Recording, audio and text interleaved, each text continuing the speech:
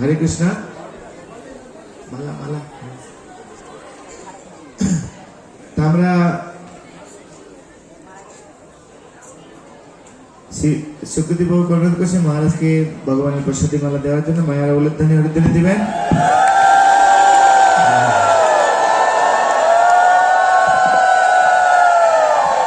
হরে কৃষ্ণ। শ্রী শ্রীমদ ভক্তি বিজয় ভাগবত স্বামী মহারাজ কে। আপনারা সকলে আমাদের গীতা কোর্সের সঙ্গে যারা যুক্ত রয়েছেন, কমপক্ষে মানে প্রথম থেকে যারা জানেন তারা জানেন যে মহারাজ ওনার জাগতিক শিক্ষা সমাপ্ত করার পর আজ থেকে প্রায় 32-33 বছর পূর্বে মায়াপুরে যোগদান করেছেন এবং মহারাজের প্রথম জীবন থেকে মহারাজ গুরু মহারাজ ওনাকে সেবা দিয়েছেন বুক ডিস্ট্রিবিউশন, গ্রন্থ বিতরণ। শিল প্রভুপাদ বলেছেন প্রাণ আছে যার সে হেতু প্রচার, যার মধ্যে প্রাণ রয়েছে সেই প্রচার করতে পারে। আমরা এই মায়াপুরে যে গ্রন্থ বিতরণ আমরা কার্যক্রম দেখছি, গুরু মহারাজ পুরুষোত্তম মহারাজের অনুপ্রেরণা, তারপরেই ভাগবত স্বামী মহারাজের অনুপ্রেরণা। আজকে আমরা দেখতে পাচ্ছি কিভাবে সারা বিশ্বব্যাপী এই গ্রন্থ প্রচারণ ছড়িয়ে গিয়েছে শুধু মহারাজের অবদানের জন্য। তো এই বিশেষ করে যারা গীতা কোর্সের সঙ্গে যুক্ত, আমরা Gita course department, Bhaktivedanta Gita academy, আমাদের কোনো কার্যক্রম মহারাজকে ছাড়া আমরা সম্পন্ন করতে পারি না। এই মহারাজের বিশেষ কৃপা আমাদের এই ভক্তদের প্রতি। তো আজকে আমরা মহারাজকে দুহাত তুলে আমরা এখানে হরিনাম করে মহারাজকে একবার স্বাগত করব। সবাই মিলে একসঙ্গে জোরে রাধা মাধব পর্যন্ত চলে যায়। হরে কৃষ্ণ হরে কৃষ্ণ কৃষ্ণ কৃষ্ণ হরে হরে, হরে রাম রাম রাম হরে হরে। আমরা মহারাজকে অনুরোধ করবো যে আমাদের ভক্তদের উদ্দেশ্যে মহারাজ কিছু আশীর্বাদ দিবেন। হরে কৃষ্ণ।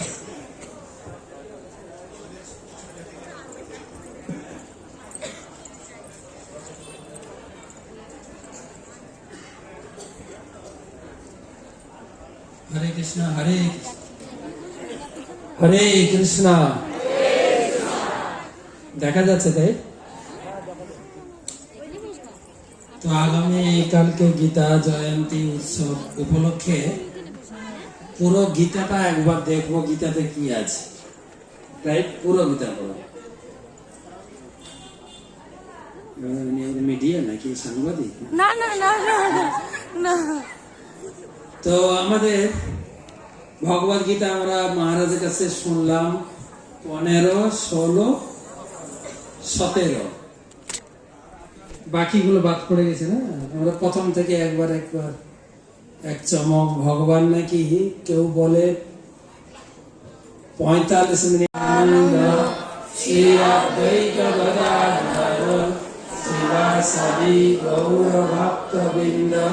হরে কৃষ্ণ কৃষ্ণ কৃষ্ণ হরে হরে, হরে রাম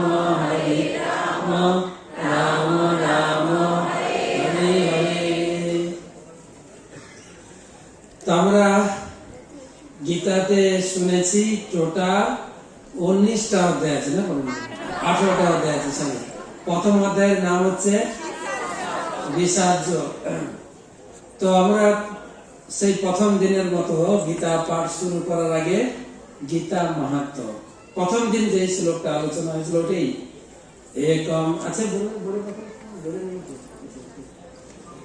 একম দেখে দেখে একম শাস্ত্রম দেবকী পুত্র গীতম, এক দেব দেবকী পুত্র এব, এক মন্ত্রস্তস্য নামানি জানি, কর্মা পেত্যং তস্য দেবস্য সেবা। মনে পড়ে এইটা দিয়ে শুরু হয়েছিল আমাদের ক্লাস। ব্রজবিলাস প্রভু বলেছিলেন একম শাস্ত্র। শাস্ত্র পড়তে গেলে একটাই শাস্ত্র পড়বেন। কি শাস্ত্র? এখানে গীতা লেখা নেই, দেবকী পুত্র গীতম। কেন? আমাদের বাংলাতে গীতা অনেক রকম গীতা আছে, গুরু গীতা, দেবী গীতা, চণ্ডী গীতা, উদ্ধব গীতা, অনেক গীতা আছে। গুরু গীতার নাম শুনেছেন? গুরুদেব কিছু উপদেশ দিয়ে গেছেন, ওটা বলছে গুরু গীতা। তো তোরা গীতা বুঝবি না, আমাদের গুরুদেব যা লিখেছেন এইটা পড়িস, তারা বলছে। তো সেই জন্য ব্যাসদেব লিখলেন যে এই বিভ্রান্ত থেকে মুক্তির জন্য তিনি লিখলেন একটাই শাস্ত্র পড়বে। কোন শাস্ত্র? দেবকী পুত্রের মুখ নিঃসৃত বাণী, অন্য কোনো গীতা নয়, কিন্তু ভগবদ গীতা। আর গীতা পড়ে কি জানবো? দ্বিতীয় লাইনে কি লেখা আছে? গীতা পড়ে কি জানবো? একজনই আমাদের আরাধ্য দেবতা, তিনি কে? দেবকী পুত্র। আর সেই দেবকী পুত্রকে পূজা করার একটাই মন্ত্র, 3 নম্বর লাইন, এক মন্ত্র। আমরা আমাদের সনাতন বা হিন্দু ধর্মে দেখি না অনেক মন্ত্র। আমাদের ইস্কনের সঙ্গে কথা বলতে গেলে ফোন ধরলেই হরে কৃষ্ণ বলতে হবে, তাই না? বাজারে কিছু কিনতে গেলে যদি আপনি খেতে বসান, একটু ভাত লাগবে, ও হরে কৃষ্ণ প্রভু, একটু হরে কৃষ্ণ না বলে আপনাকে দেবেই না, তাই না? সব হরে। আবার অন্য মন্দিরে যাবেন, জয় গুরু, গুরু গুরু জয় গুরু। আবার কোন মন্দিরে যাবেন, জয় নিতাই, আচ্ছা না? অনেক মন্ত্র, কিন্তু শাস্ত্রে বলেছে একটা মন্ত্র, কি? এক মন্ত্রস্তস্য নাম নাম মহানাম হরে কৃষ্ণ হরে কৃষ্ণ কৃষ্ণ কৃষ্ণ হরে হরে, হরে রাম রাম রাম হরে হরে। একটাই নাম, একটাই মন্ত্র, দেবকী পুত্রকে পূজা করার। লাস্ট লাইনে আমাদের কাজটা কি, কর্তব্যটা কি, সেবাটা কি?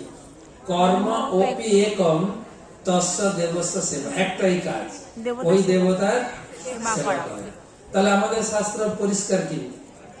অন্যান্য ধর্মে যেরকম একক উপাসনা, ইসলাম কেবলমাত্র আল্লাহকে পূজা করে, খ্রিস্টানরা যিশুকে পূজা করে, বুদ্ধিস্টরা বুদ্ধদেবকে পূজা করে, হিন্দুরা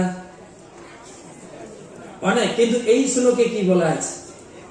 একম, এক দেব। দ্বিতীয় লাইনে দেখেন, এক দেব, একজনই আরাধ্য দেবতাকে দেবকী পুত্র।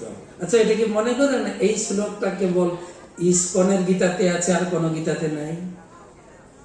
কি মনে করেন? সব গীতাতে পাবেন এই শ্লোক। কিন্তু এই গীতা পড়া সত্ত্বেও লোকে তো বিভ্রান্ত। এবার আমরা প্রথম অধ্যায় থেকে প্রবেশ করব। প্রথম অধ্যায়ের নাম হচ্ছে কর্মযোগ। বিচার চলে, ঠিক আছে, খুব ভালো, সবাই পড়াশোনা করে। যুদ্ধক্ষেত্রে বিষাদ যোগে মোটামুটি প্রথম শ্লোক সবার মুখস্থ আছে নিশ্চয়ই, তাই না? একসঙ্গে বলি দেখি। ধর্ম ক্ষেত্রে কুরুক্ষেত্রে সমবেতাযুযুৎসব মামকা পাণ্ডবস্যৈব ইম কুর্বত সঞ্জয়। প্রথম অধ্যায় হচ্ছে বিষাদ যোগ, অর্জুনের বিষাদগ্রস্ত অবস্থা। দুই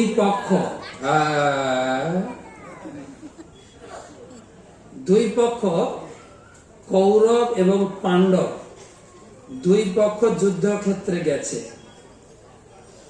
যুদ্ধের শঙ্খ বেজে গেছে, যুদ্ধ শুরু হবে। হঠাৎ অর্জুন বললেন, সেনয়োর উভয়ের মধ্যে রথম স্থাপয় ময়োচ্যুত। ভগবান, তুমি এই দুই পক্ষের সেনার মাঝখানে আমার রথটা নিয়ে দাঁড় করো।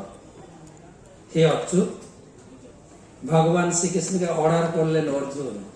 আর ভগবান শ্রীকৃষ্ণ রথ হাঁকাতে হাঁকাতে টিক টিক টিক টিক টিক টিক করে পৌঁছে গেছেন। ভীষ্ম দ্রোণ লেখা আছে, পড়ে দেখি।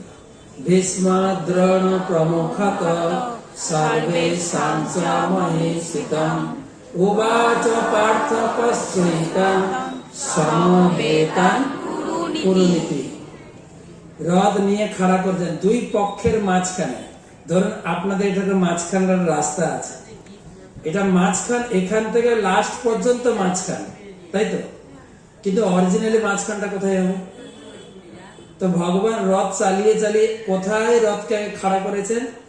যেখানে ভীষ্ম এবং দ্রোণ তার সামনে নিয়ে ব্রেক কষে দাঁড়িয়েছেন ভগবান। এই দেখো অর্জুন, এই ভীষ্ম দ্রোণ সমবেত সমস্ত কৌরবদের দেখো। আর অর্জুন তাদেরকে দেখে অত্যন্ত শোকাহত হলেন। এদের সঙ্গে আমাকে যুদ্ধ করতে হবে? হয় অসম্ভব। যুদ্ধ করতে চাইলেন না, কারণ দর্শিয়েছেন না, আমি যুদ্ধ করতে পারবো না। প্রথম অধ্যায় থেকে আমরা কি শিখব? এটা কি অর্জুনের যুদ্ধ ছিল নাকি আমাদের যুদ্ধ ছিল? অর্জুন তো কেবলমাত্র ভগবানের একজন পার্শ্ব, একজন অভিনেতা, নাটক করেছেন। কিন্তু পরিস্থিতিটা কার? আমার পরিস্থিতি। কিভাবে বুঝবো? এই অধ্যায় থেকে 22 শ্লোক থেকে। যখন আমরা ভক্তি জীবনে এগোই, আমার সব থেকে যে আমাকে ভালোবাসে, ধরুন আপনি ছেলে, আপনার বাধক হয়ে যাবে আপনার মা, তুই নাকি নিরামিষ খাচ্ছিস, ছি ছি ছি, সব থেকে বাধা দেবে। তো ভীষ্মদেব হচ্ছে আত্মীয় স্বজনের প্রতীক। যখন আপনি ভক্তি করতে যাবেন, সব থেকে যে বেশি ভালোবাসে, অর্জুনকে সব থেকে কে বেশি ভালোবাসত? ভীষ্ম। ভীষ্মের সঙ্গে অর্জুনের কি সম্পর্ক ছিল? পিতামহ। পিতামহ শুধু না, বাবার মতোই ছিলেন। কেন? অর্জুন ছোটবেলা বাবা হারিয়েছিলেন, ঠিক কিনা? ঠিক বলছি। আমরা মোটামুটি মহাভারত একটু একটু পড়ি। তা একদম পিতার মতো কোলে পিঠে করে মানুষ করেছেন। সেই ভীষ্মদেবকে ভগবান বলছে গুলি মেরে এখান থেকে সরিয়ে দাও। আমাদের পরিস্থিতি এরকম দাঁড়ায় কিন্তু, অবশ্যই পরিস্থিতি দাঁড়ায়, দেখবেন হিসাব করে। আপনি ভক্ত হয়েছেন, আপনার স্ত্রী ভক্ত হয়েছে, হয়তো ছেলে বৌমা ভক্ত হয়েছে, শ্বশুর শাশুড়ি বা বাবা মাকে বলবেন, আমরা গীতা পড়লাম, হরিনাম করলাম, দেখলাম মাছ মাংস খাওয়া ঠিক না, আমরা ভাবছি এখন থেকে আমরা ভগবানকে ভোগ নিবেদন করে খাবো, মানে প্রসাদ খাবো, মানে নিরামিষ খাবো। তো আমরা চিন্তা করছি তোমরাও আমাদের সঙ্গে খাও। ছেলে হয়তো মা বাবাকে বলছে, অথবা বৌমা শ্বশুর শাশুড়িকে বলছে। শ্বশুর শাশুড়ি কি তো দেবে? সে কি রে, এতদিন তোকে বড় করে মানুষ করলাম, এই নিরামিষ খাবো বলে? ছি ছি ছি ছি ছি। আমি কিন্তু পারবো না। হয় কিনা পরিস্থিতি? প্রথম অধ্যায়। সব থেকে আপনাকে যে ভালোবাসে সে আপনার সামনে রুখে দাঁড়াবে না, মোটেই না। আরেকজন আপনাকে বাধা দেয়, কে জানেন? এখানে আরেকজনের নাম আছে, কে বলেন? দ্রোণাচার্য, আচার্য, শিক্ষক, টিচার। আমাদের সমাজে এই দুটোই বাধক। টিচার, স্কুল টিচার, আর একটা টিউশন টিচার। আপনার বাচ্চা গলায় মালা পরে স্কুলে যাবে, কে বাধা দেবে? কোন মুসলিম টিচার বাধা দেবে না। কে বাধা দেবে? School teacher, Hindu teacher. এ কি করেছিস রে? হায় হায় হায়। আচ্ছা, তুই নাকি নিরামিষ খাচ্ছিস, দেখেছিস চোখগুলো কত ঢুকে গেছে, হ্যাঁ, হাতের ঘড়িটা ঢিলা হয়েছে, বুঝতে পারছিস না? মরবি মরবি। কে বলে? টিচার বলে কিনা? এই হচ্ছে প্রথম অধ্যায়ের শিক্ষা। বলে তুই তর্ক করবি না, কি করবে? গুলি মেরে উড়িয়ে দাও এখান থেকে। ভগবান বলছে এটা হচ্ছে আমার পরিস্থিতি, আমার বাধা হয়ে দাঁড়ায় প্রথম অধ্যায়। তাই ভগবান অর্জুনের রথটা কোথায় রেখেছেন? দাঁড় করেছেন একদম ভীষ্ম দ্রোণের মাঝখানে।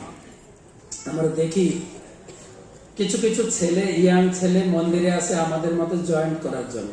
যদি খবর পায় মা ছুটে আসে, তুই এখানে থাকবি, আমি সুইসাইড করবো। আপনার গ্রামের কোন ছেলে যদি কোন সাধু হয়ে যায়, ইস্কনে হোক, রামকৃষ্ণ মঠে হোক, আপনার গর্ব হয়, আমার গ্রামের একটা ছেলে রামকৃষ্ণ মঠে মহারাজ, গর্ব হয় না? কিন্তু আপনার ছেলে যদি চলে আসে, হয় হয় হয় ছেলেটা পাগল হয়ে গেল রে, আপনার ছেলে যেন না হয়। হ্যাঁ কি না? গ্রামের ছেলে হোক আমার গর্ব, কিন্তু আমার ছেলে যেন ভীষ্মদ্রোণ। আপনারা না কেউ কেউ। প্রথম অধ্যায়। তো অর্জুন আত্মীয় স্বজনদের দেখে অত্যন্ত শোকাহত হয়ে গেল। এটা পরিস্থিতি। আমরা দেখি অনেক ইয়াং ছেলেকে যারা কলেজে পড়াশোনা করে, আমাদের ইউথ প্রিচিং আছে, তাদেরকে আমরা শেখাই, তারা হরিনাম করতে শুরু করে, নিরামিষ খেতে শুরু করে। আর যখন খবর পাই মা তো কান্নার শেষ নেই। তুই নাকি নিরামিষ খাচ্ছিস, পালিয়ে যাবি না তো? হ্যাঁ, পালিয়ে যাবি না তো? কান্না করতে শুরু করে। আমার চোখে জল ফেলে তুই হরি ভজন করবি? মোটেই না, পাপ হবে তোর। মা বলে, বাবা বলে, আত্মীয় স্বজনরা বলে, তুই বেশি বুঝে গেছিস। হ্যাঁ, এখন থেকে নিরামিষ খাচ্ছিস, বয়স হোক।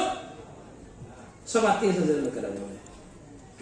একদম হুবহু আপনি মিলাতে পারেন। মা সরাসরি বলে, আমার চোখে জল ফেলে তুই হরে কৃষ্ণ করছিস, দেখবো তুই কি করে হরে কৃষ্ণ পাস। এই যে প্রথম অধ্যায়। ক্লিয়ার? প্রথম অধ্যায় আশা করি বুঝে নিয়েছে সকলে। আমাদের সকলকে এই পরিস্থিতির মধ্যে আমরা পেরিয়েছি। দ্বিতীয় অধ্যায়ে অর্জুন গেছেন। দ্বিতীয় অধ্যায় অনেক বাধা বিপত্তি কাটিয়ে আপনি ইস্কন থেকে দীক্ষা নিলেন। অর্জুন দীক্ষা নিচ্ছে একসঙ্গে। কার্পণ্য দোষ পহত স্বভাব পৃচ্ছামি তাং ধর্ম সমূঢ়চেতা যৎশ্রেয়সান্নিশ্চিত ব্রূহিতং মে শিষ্যস্তে অয়ং সাধিমান্তাং প্রপন্নম। অনেক বাধা বিপত্তি কাটিয়ে আমরা দীক্ষা নিয়ে না, অর্জুন দীক্ষা নিয়েছে। দীক্ষা নিয়ে বললেন যে আমি কৃপণতা দোষে, কৃপণ কার্পণ্য দোষ মানে কৃপণ, আমি আত্মীয় স্বজনের প্রতি মোহবশত আমার কৃপণ দোষ, তুমি আমাকে দীক্ষা দাও, সঠিক পথে পরিচালিত করো। দীক্ষা নেওয়ার পরে ভগবান অর্জুনকে জ্ঞান দিলেন, তুমি দেহ নও, তুমি হচ্ছে আত্মা। কৌমারম যৌবনম জরা। শরীরটা কিভাবে চেঞ্জ হয়। আমি ছোট ছিলাম, তারপরে শিশু, তারপরে বালক, বালক থেকে যুবক, যুবক থেকে বৃদ্ধ, তারপরে শরীরটা ত্যাগ করতে হবে। এই চক্র দেওয়া হয়েছে। কিন্তু আত্মার কোনো পরিবর্তন হয় না। আমরা দেহ নয়, আমরা হচ্ছে আত্মা। আমরা এটা শুনেছি। আর এই শরীরটা হচ্ছে আত্মার একটা পোশাক। যেমন আমরা পোশাক পরেছি, পৌরা ধুতি পরেছেন, মায়েরা শাড়ি পরেছেন। এই কাপড় নোংরা হয়ে গেলে, ছিঁড়ে গেলে ফেলে দিয়ে নতুন কাপড় পরি, তাই তো? নতুন কাপড় কিনে দিলে কি দুঃখ হয় না আনন্দ হয়? আপনারা বলেন না তো? যদি কেউ আপনার ঘরের লোক, কর্তা যদি আপনাকে একটা বেনারসি শাড়ি কিনে দেয়, বলবে না গো, আমার আগের তাড়িটা বানতি নয়, এটা পরবো না। কোনটা বলবেন আপনি? আগের শাড়িটা ভালো ছিল, এটা ভালো না, এটা বলবো কি আমরা? না। আমি 35 বছর আগে ঘরে ছিলাম তখন একটা ওই পুজোর সময় গান বেরোতো, গান শুনতাম। এবার পুজোয় চাই আমার বেনারসি শাড়ি দে, নইলে যে তোর সঙ্গ ছেড়ে দেব গলায় দড়ি রে। অর্থাৎ আমরা নতুন কাপড় পেলে আমাদের, শ্লোকটা বলি, বাসাম সিজেরুনানি যথা বিহায় নবানি গৃহাতি নরপরাণি তথা শরীরানি বিহায় জীর্ণানি নান্যানি সংজাতি নবানি দেহি। বাসাংসি বস্ত্র ছেড়ে গেলে ফেলে দিয়ে আমরা নতুন পরি, সেই রকম তথা শরীরানি, শরীরানি মানে আত্মা সেরকম এই শরীরটা ফেলে দিয়ে নতুন শরীর ধারণ করবে। তাহলে দ্বিতীয় অধ্যায়ে আমরা পেলাম আমরা দেহ নই, আমরা হচ্ছি আত্মা। আচ্ছা, এটা গীতায় বলছে না, এটা বাস্তবিক সত্য, আমরাও স্বীকার করি। কিন্তু যখন বাড়ির কেউ মারা যায় আমরা কান্না করি, আমার দাদু আমাকে ছেড়ে চলে গেছেন। দাদুর শরীরটা যদি পড়ে থাকে, কে চলে যায়? আত্মা। আমরা গীতা পড়ি না পড়ি আমরা স্বীকার করি, কিন্তু আমরা স্বীকার করি না দাদু আমাদেরকে ছেড়ে চলে গেছেন, বা আমরা এই ভাষা ইউজ করি, দাদু আমাদের ছেড়ে চলে গেছে, বলি না? বা হিন্দিতে বলে মেরে পিতাজি দেহ ছড়কে চলে গেছে। তাহলে দেহটা এখানে ছেড়ে দিয়ে যায়, তো সেই জন্য আমাদের দেহ নেই, আত্মা। আত্মার কাজ হচ্ছে, আচ্ছা কিভাবে আমরা দেহ পরিবর্তন করি, আছে কি? কিভাবে দেহ পরিবর্তন করি একটু দেখা যায় তো, দেখি আমাদের অর্গানাইজার ওখানে আছে।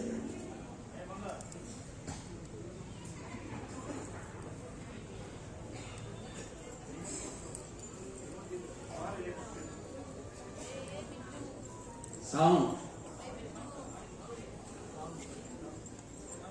সাউন্ড কিভাবে দেহ পরিবর্তন আছে?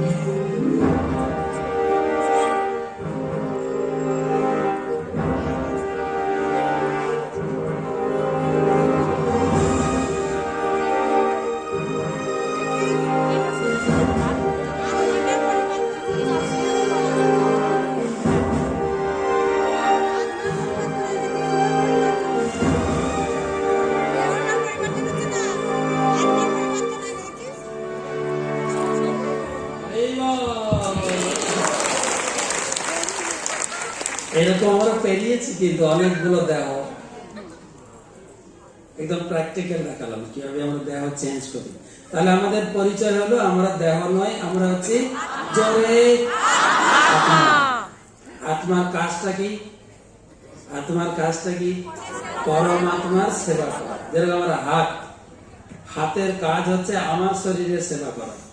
এই হাত কিন্তু এই শরীরের অংশ, তাই হাতের কাজ হচ্ছে এই শরীরের সেবা করা। কেউ মারতে গেলে হাত উঠবে আটকাতে, ভালো খাবার থাকলে আপনার মুখে যাবে কি আমার মুখে আসবে? নিজের মুখে আসবে। তাই তৃতীয় অধ্যায় নাম হচ্ছে কর্মযোগ। তোমার সমস্ত কর্মকে ভগবানের সঙ্গে যুক্ত করো। তৃতীয় অধ্যায় শ্লোক যজ্ঞাশিষ্ট সিনাসন্ত যজ্ঞার্থ কর্মণোত্র লোকয়ং কর্ম বন্ধন তদর্থং কর্ম কুন্তেয় মুক্ত সঙ্গ সমাচার। যজ্ঞার্থাৎ, যজ্ঞ মানে বিষ্ণু, ভগবানের জন্য তুমি কাজ করো। কাজ তোমাকে করতেই হবে, কাজ না করে থাকতে পারবে না। কাজ না করলে তুমি কর্মফল থেকে মুক্ত হবে না, কাজ না করলে তুমি সিদ্ধি লাভ করবে না, কাজ না করলে তুমি কাজ না করে এক মুহূর্ত থাকতে পারবে না, আর কাজ না করলে তোমার সংসার চলবে না। তাই কাজ তোমাকে করতে হবে। কোন কাজ করবে? যজ্ঞ অর্থাৎ কর্ম। আমরা এই ছেলে তিনটাকে কোনো মালিক আছে না? না হলে আমাদের দিয়ে দেন। এদের মালিক আছে? তোমাদের মালিক আছে? না হলে এই তিনটাকে এনডিবিতে ভর্তি করবে।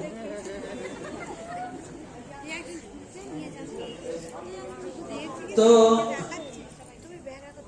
আমরা প্রথম গীতা মাহাত্ম্যে পড়লাম কর্মাপেক্ষম তস্য দেবস্য সেবা। আমাদের কাজ হচ্ছে ভগবানের সেবা করা, কিন্তু এই ভগবানের সেবা করতে গিয়ে একটা বাধা হয়ে দাঁড়ায়। তৃতীয় অধ্যায়ে প্রধান শত্রুর পরিচয় দিয়েছেন। তৃতীয় অধ্যায়ে শত্রুর নাম শুনেছেন? আমাদের জীবনের প্রধান শত্রু হচ্ছে কাম। ইংরেজিতে বলে সেক্স লাইফ। কাম, যাহা কাম তাহা নাহি রাম। যেখানে কাম সেখানে ভগবান নেই। কাম হচ্ছে আমাদের জীবনের প্রধান শত্রু। ভগবত গীতাতে দুই শত্রুর পরিচয় ভগবান দিয়েছেন। আপনি যদি এক পার্টি করেন আরেক পার্টি আপনার শত্রু, এরকম না কিন্তু, বা আমরা এক দেশে থাকি আরেক দেশ হচ্ছে আমাদের শত্রু, তা না। গীতায় শত্রুর পরিচয় দিয়েছেন, প্রথম শত্রু হচ্ছে কাম। কাম হচ্ছে জীবের প্রধান শত্রু। কাম হচ্ছে চির অতৃপ্ত। কাম কখনো তৃপ্ত হয় না। কেউ মনে করে এই ব্রহ্মচারী সন্ন্যাসীরা কাম উপভোগ করে না, তারা অতৃপ্ত, কিন্তু আমরা তো কাম উপভোগ করি, আমরা তৃপ্ত না। গীতায় বলছেন চির অতৃপ্ত। কামে যেরকম আগুনে ঘি ঢাললে আগুন নিভে যায় না, আগুন আরো দাউ দাউ করে জ্বলতে থাকে। তাই কাম উপভোগের মাধ্যমে কামের মাত্রা বাড়তে থাকে। তাই কামকে তুমি আগে জয় করো। কাম যদি কামকে নিয়ন্ত্রণ না করো, তোমার জীবন কিন্তু শেষ। দেখে নিয়ে একটু ধাপটা। প্রথমে ধ্যায় তো বিষয়, যদিও এই শ্লোকটা দ্বিতীয় অধ্যায় থেকে আমি টেনে লিঙ্ক করেছি। প্রথমে বিষয়ের ধ্যান। বিষয় মানে ধরো আমি পুরুষ, আপনারা পুরুষ, আপনাদের বিষয় হচ্ছে স্ত্রী, বা স্ত্রী লোকের বিষয় হচ্ছে পুরুষ। আমি পুরুষকে ভোগ করব, বা পুরুষ স্ত্রীকে ভোগ করবে। প্রথমে চিন্তা আসে, ধরো আমি পুরুষ, মেয়েটি কত সুন্দর, ধ্যান। সত্যিকারে অন্য ফুল তো অনেক আছে, গোলাপের মতো হয় না। মেয়ে তো অনেক আছে, তোমার মতো আর হয় না। ধ্যান ধ্যান প্রথমে এরকম ধ্যান আসে। ধ্যান করতে করতে তার প্রতি আসে স্বাভাবিক, কবে তোমাকে পাবো, আসক্তি। একদম গীতার কথা কিন্তু হুবহু মিলিয়ে নেবেন, বাস্তব জীবনে মেলে কিনা। গীতা কোনো একদম আমাদের ধরা ছোঁয়ার বাইরে জ্ঞান এরকম নয়, কিন্তু আমার প্রাত্যহিক জীবনের ভোগের চিন্তা আসে। ছেলেরা প্রথম বলে, মেয়েরা শোনে। ছেলেরা প্রথম অফার দেয়, আই লাভ ইউ। কোথাকার এক মুখ ঝটকা দেয় মেয়েটা, আবার আই লাভ, মারবে পাপা। প্রথমে ছেলে অফার দেয়, কে শোনে? আপনি একটা উত্তর দেবেন, নাহলে চুপচাপ হয়ে যাবে। প্রথম ছেলেরা বলে, আপনাদের অভ্যাস আছে দেখছি। ওকে, প্রথম ছেলেরা বলে, মেয়েরা শোনে। তারপরে মেয়েরা বলে, ছেলেরা শোনে। হ্যাঁ গো, কবে বিয়ে করবা? আমার আর ভালো লাগে না, দাঁড়া পড়াশোনাটা কমপ্লিট করি, চাকরি পাই, তোমাকে দিয়ে রাখবো কোথায়? হ্যাঁ, খাওয়াবো কি? তুমি যেখানে তাকো আমি সেখানে তাকবো, তুমি যা খাও আমি তাই খাবো। ছেলেরা বলে, মেয়েরা শোনে। সেকেন্ড স্টেপ হচ্ছে মেয়েরা বলে, ছেলেরা শোনে। মিলছে না? হ্যাঁ, সবাই এক্সপিরিয়েন্স।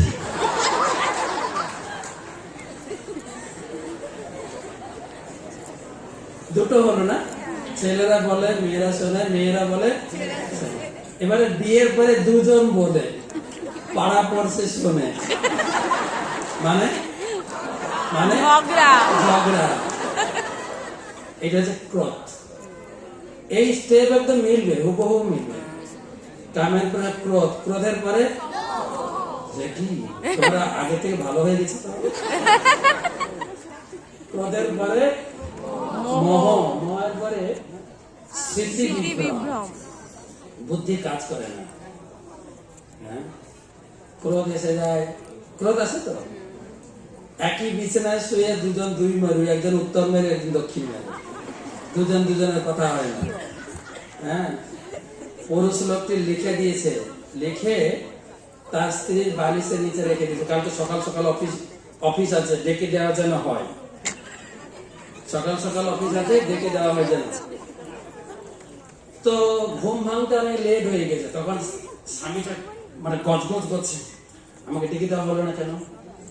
কাগজে লিখে দিয়েছে, কাগজ লিখে ধরি, আমাকে ডেকে দেওয়া হলো না কেন? তো স্ত্রী লিখে দিয়েছে, আমি তোমাকে ডেকে দিয়েছি, তোমার বালিশের তলায় দেখো। ক্রোধ, মোহ, তারপরে স্মৃতি বিভ্রম, বুদ্ধি কাজ করে না তখন। তারপরে কি হয় দেখেন, মিলছে কিনা? বুদ্ধিনাশের পরে সর্বনাশ। একদম হুবহু মিলে।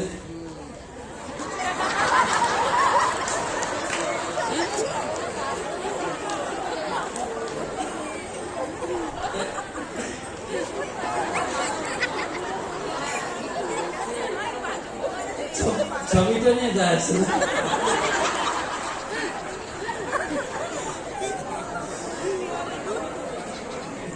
এই কামকে তুমি জয় করো। দেখেন এখানে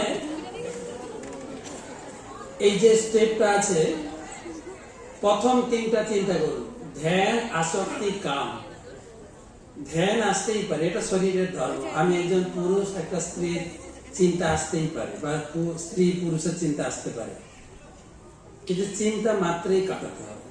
চিন্তা মানে থিঙ্কিং, থিঙ্কিং এর পরে ফিলিং, অনুভব হয় না। আমরা শুনি সংসারটা ভালো না, ছেলেরা মেয়েদের প্রতারণা করে, মেয়েরা ছেলেদের প্রতারণা করে, কিন্তু তুমি আমাকে প্রতারণা করবে না, তাই না? অনেক গভীরে চলে যায়। তাও ঠিক আছে, ফিলিংস আসতে পারে, কিন্তু উইলিং যেন তার হাতটা না ধরে, তাহলে তুমি বেঁচে যাবে। কি ভগবান শিখাচ্ছেন, থিঙ্কিং, উইলিং, ফিলিং, না থিঙ্কিং, ফিলিং, উইলিংটা যেন না হয়। তাই তৃতীয় অধ্যায়ে ভগবান বলছেন এটা তুমি কাটাতে পারবে যদি তোমার জ্ঞান থাকে, জ্ঞান। তাই চতুর্থ অধ্যায়ের নাম আছে জ্ঞান। সাধারণ আছে অধ্যায়গুলো, চতুর্থ অধ্যায়ের নাম জ্ঞান যোগ। সেই জ্ঞান তুমি কোথায় গেলে পাবে? গীতা।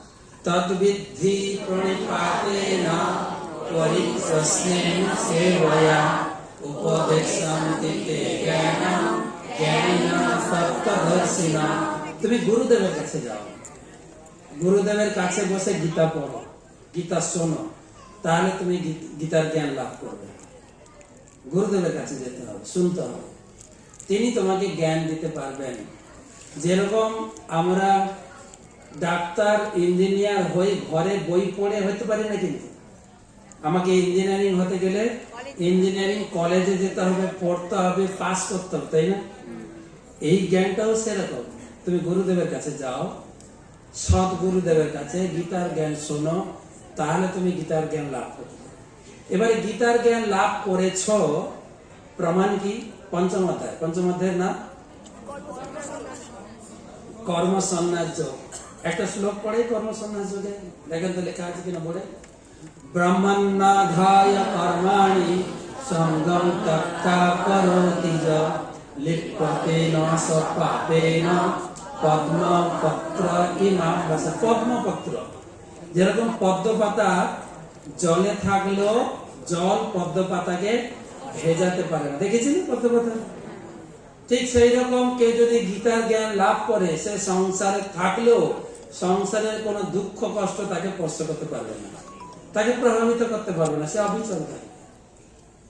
আর লাস্ট শ্লোকটা তো মনে হয় আপনাদের মুখস্থ আছে, ভক্তারম জগত তপসাম সর্বলোক মহেশ্বরম সুহৃদম সর্বভূতানাম জ্ঞাত্যা মাম শান্তি মিচ্ছতি।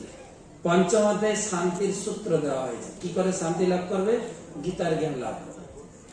এই শান্তি লাভ করতে গেলে আরেকটা জিনিস জয় করতে হবে, মনকে সংযত করতে হবে।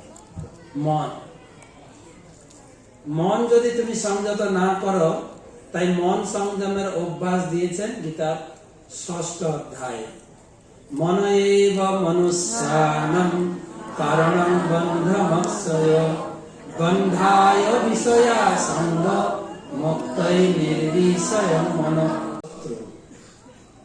তুমি যদি মনকে সংযত করো, মন তোমার বন্ধু। তুমি যদি মন সংযত না করতে পারো, মন তোমার শত্রু। দেখা যায় আজকে আমি একটা চাকরি পেয়েছি, 10,000 টাকা কুলাচ্ছে না, 20 হলে মোটামুটি ছিল, 20 নয় 50 হলে, মানে সবসময় চাহিদা, মন তোমাকে শান্ত থাকতে দেবে না, হচ্ছে না? আমাদের দিদিকে দেখি, সাধারণ একজন মহিলা ছিল, কলেজে পড়াশোনা করতে, রাজনীতি করতেন। আমাদের কলকাতার মন্দিরে, জগন্নাথ মন্দিরে জগন্নাথের স্নান যেত, দিদি আসতেন, স্নান করাতেন।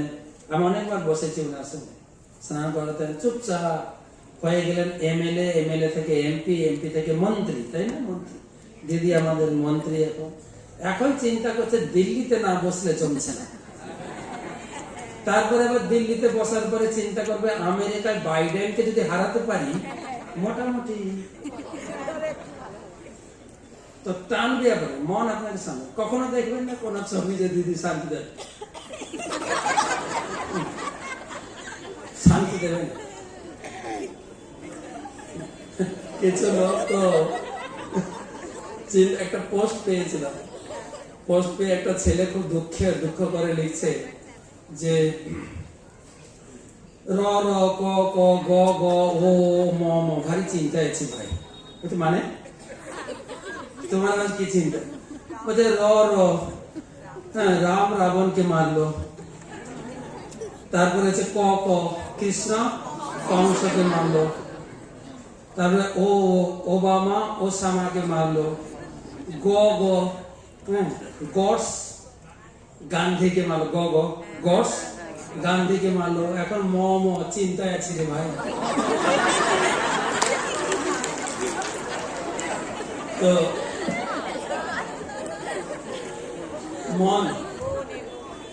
মনকে সমঝাতে, ষষ্ঠ অধ্যায়ে মন সমঝানোর কথা বলছে।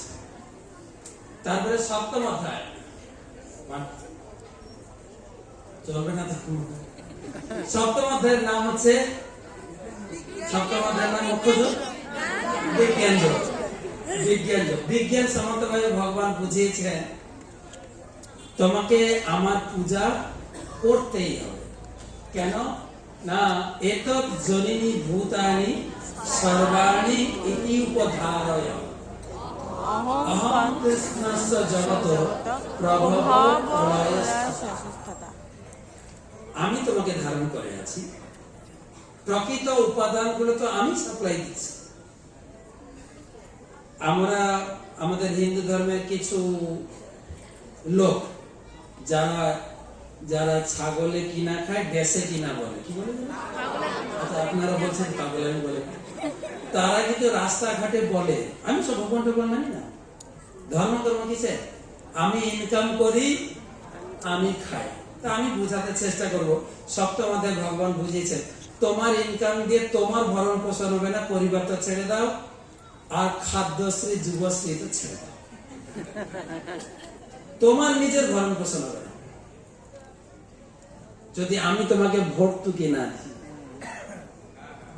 ভগবান ভ মানে হচ্ছে যিনি ভূমি তৈরি করেছে, গ মানে আমার ক্লাস অনেকে শুনেছেন, গ মানে গগন তৈরি করেছেন, ভ গ, তারপরে ব মানে যিনি বায়ু তৈরি করেছেন, বায়ু। বায়ু দেখুন আমরা যা ইনকাম করি, চাষবাস চাকরি ব্যবসা যা যা আছে, ইনকাম করে আমরা কি কিনে খাই? চাল ডাল তৈরি তরকারি, রাইট? কিন্তু এগুলো না খেয়েও মানুষ বেঁচে থাকে। চাল ডাল তৈরি তরকারি না খেলে বেঁচে থাকা যায় কিনা বলুন? যায়, হ্যাঁ কিনা? যায়। কয়েকদিন আগে আমাদের প্রাক্তন মন্ত্রী এসব না খেয়ে কয়েক বছর থাকলো, ভেন্টিলেটর কত টাকা নষ্ট করলো, সবাই চেনেন ওনাকে, নাম বলছি না, ছিল কিনা? কিন্তু কিসের উপরে ছিল? হাওয়া। আপনি কি হাওয়া কিনে খান? কিনে খেতে হয় কখনো কখনো, যখন যখন শরীর খারাপ হয়, কারো অক্সিজেনের অভাব হয়, ভেন্টিলেটরে অক্সিজেন সাপ্লাই দিতে হয়, 1 সিলিন্ডার 2 সিলিন্ডার 3 সিলিন্ডার, কত বিল এসে যায়, তাই না? কিন্তু জন্ম থেকে আমরা কত অক্সিজেন খেয়েছি। যদি ভগবান বলতেন এখন নাকের উপরে একটা মিটার মেশিন বসিয়ে চাপছি, তুমি যখন ইনকাম করবে না তখন পুরো মিটারের বিলটা মিটিয়ে দাও। এখানে যারা শুনছেন বা অনলাইনে আমার যারা ক্লাস শুনছেন, কেউ একজন সাহস করে হাত তুলবেন, ছোট থেকে এ পর্যন্ত যত অক্সিজেন খেয়েছি যদি ভগবান বিল পাঠায় আমি মিটিয়ে দেব। সাহস করে একজন হাত তুলবেন? কথাটা ঠিক কিনা? বিল মেটাতে পারবো কি না? তাহলে মূল উপাদান ভগবান দিচ্ছেন বায়ু, ভূমি। ভ মানে ভূমি, গ মানে গগন, ব মানে বায়ু, বয়ের সঙ্গে আরেকটা অ আছে, ব যুক্ত অ, বা। অ মানে অগ্নি, ন মানে নীর, জল। এই পাঁচটা মূল উপাদান ভগবান দিয়েছেন। 4 নম্বর শ্লোকে বলেছেন। 5 নম্বর শ্লোকে বলছেন এই পাঁচটা আর তিনটা উপাদান আছে, মন বুদ্ধি অহংকার। এই 8টা উপাদানকে মিক্সচার করে এই বিভিন্ন শরীর, পুরুষ শরীর, স্ত্রী শরীর, সুন্দর সুন্দরী সব শরীর তৈরি হয়েছে। কিন্তু সুন্দর সুন্দরী শরীর থাকলেও ভিতরে একটা কর্ডলেস সিম কার্ড আছে সবার।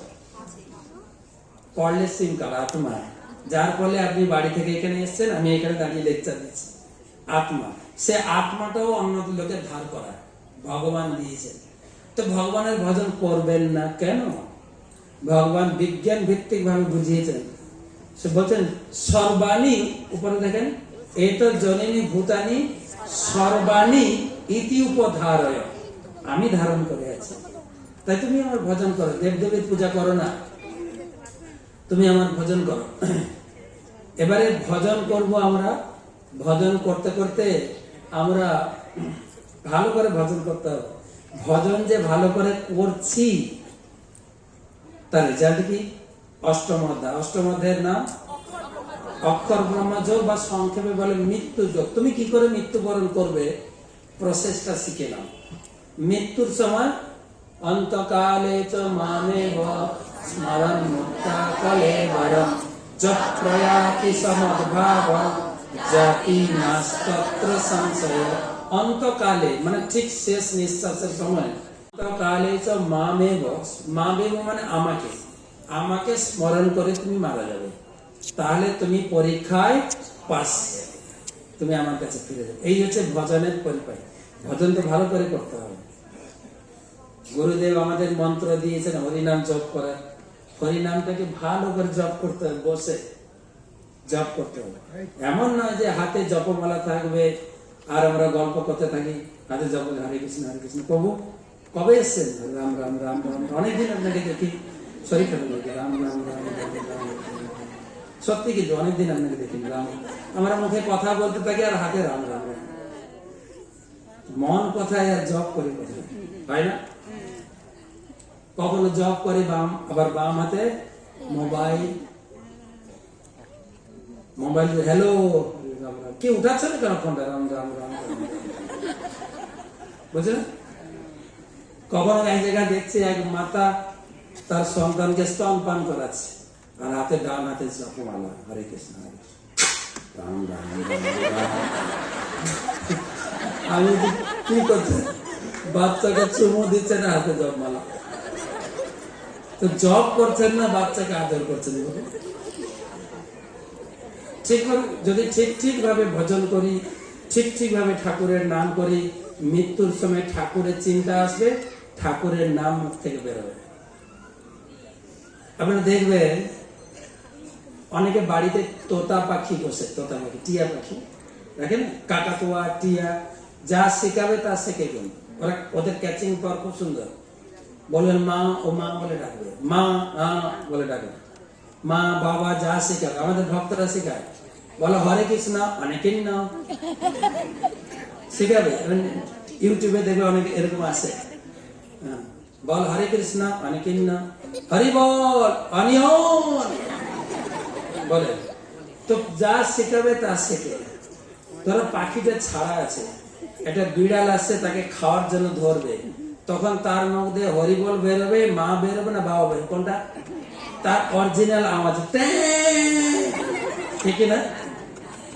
তো আমরা সেই রকম যদি আমরা শেখানো বলি, শেখানোর মতো বলি, যদি ধ্যান না লাগাই, গুরুদেব বলেছে 16 মালা জপ করতে হবে মোটামুটি, ঠিক ঠিক যদি জপ না করি, মৃত্যুর সময় হরিনাম আসবে কি করে? মৃত্যুর সময় ভগবানের চিন্তা আসবে কি করে? তাই না? সকালে আমি বলছিলাম আমরা ঘরে ঠাকুর ঘরে পূজা করছে, চিন্তা করছে অন্য জিনিস, করে না? মায়েরা অনেক সময় করে না? ঠাকুর আরতি করছেন, কিংবা জয় জয় গোরা চাঁদের, এই দুধটা নামিয়ে দে, আগুনটা বন্ধ কর, আরতি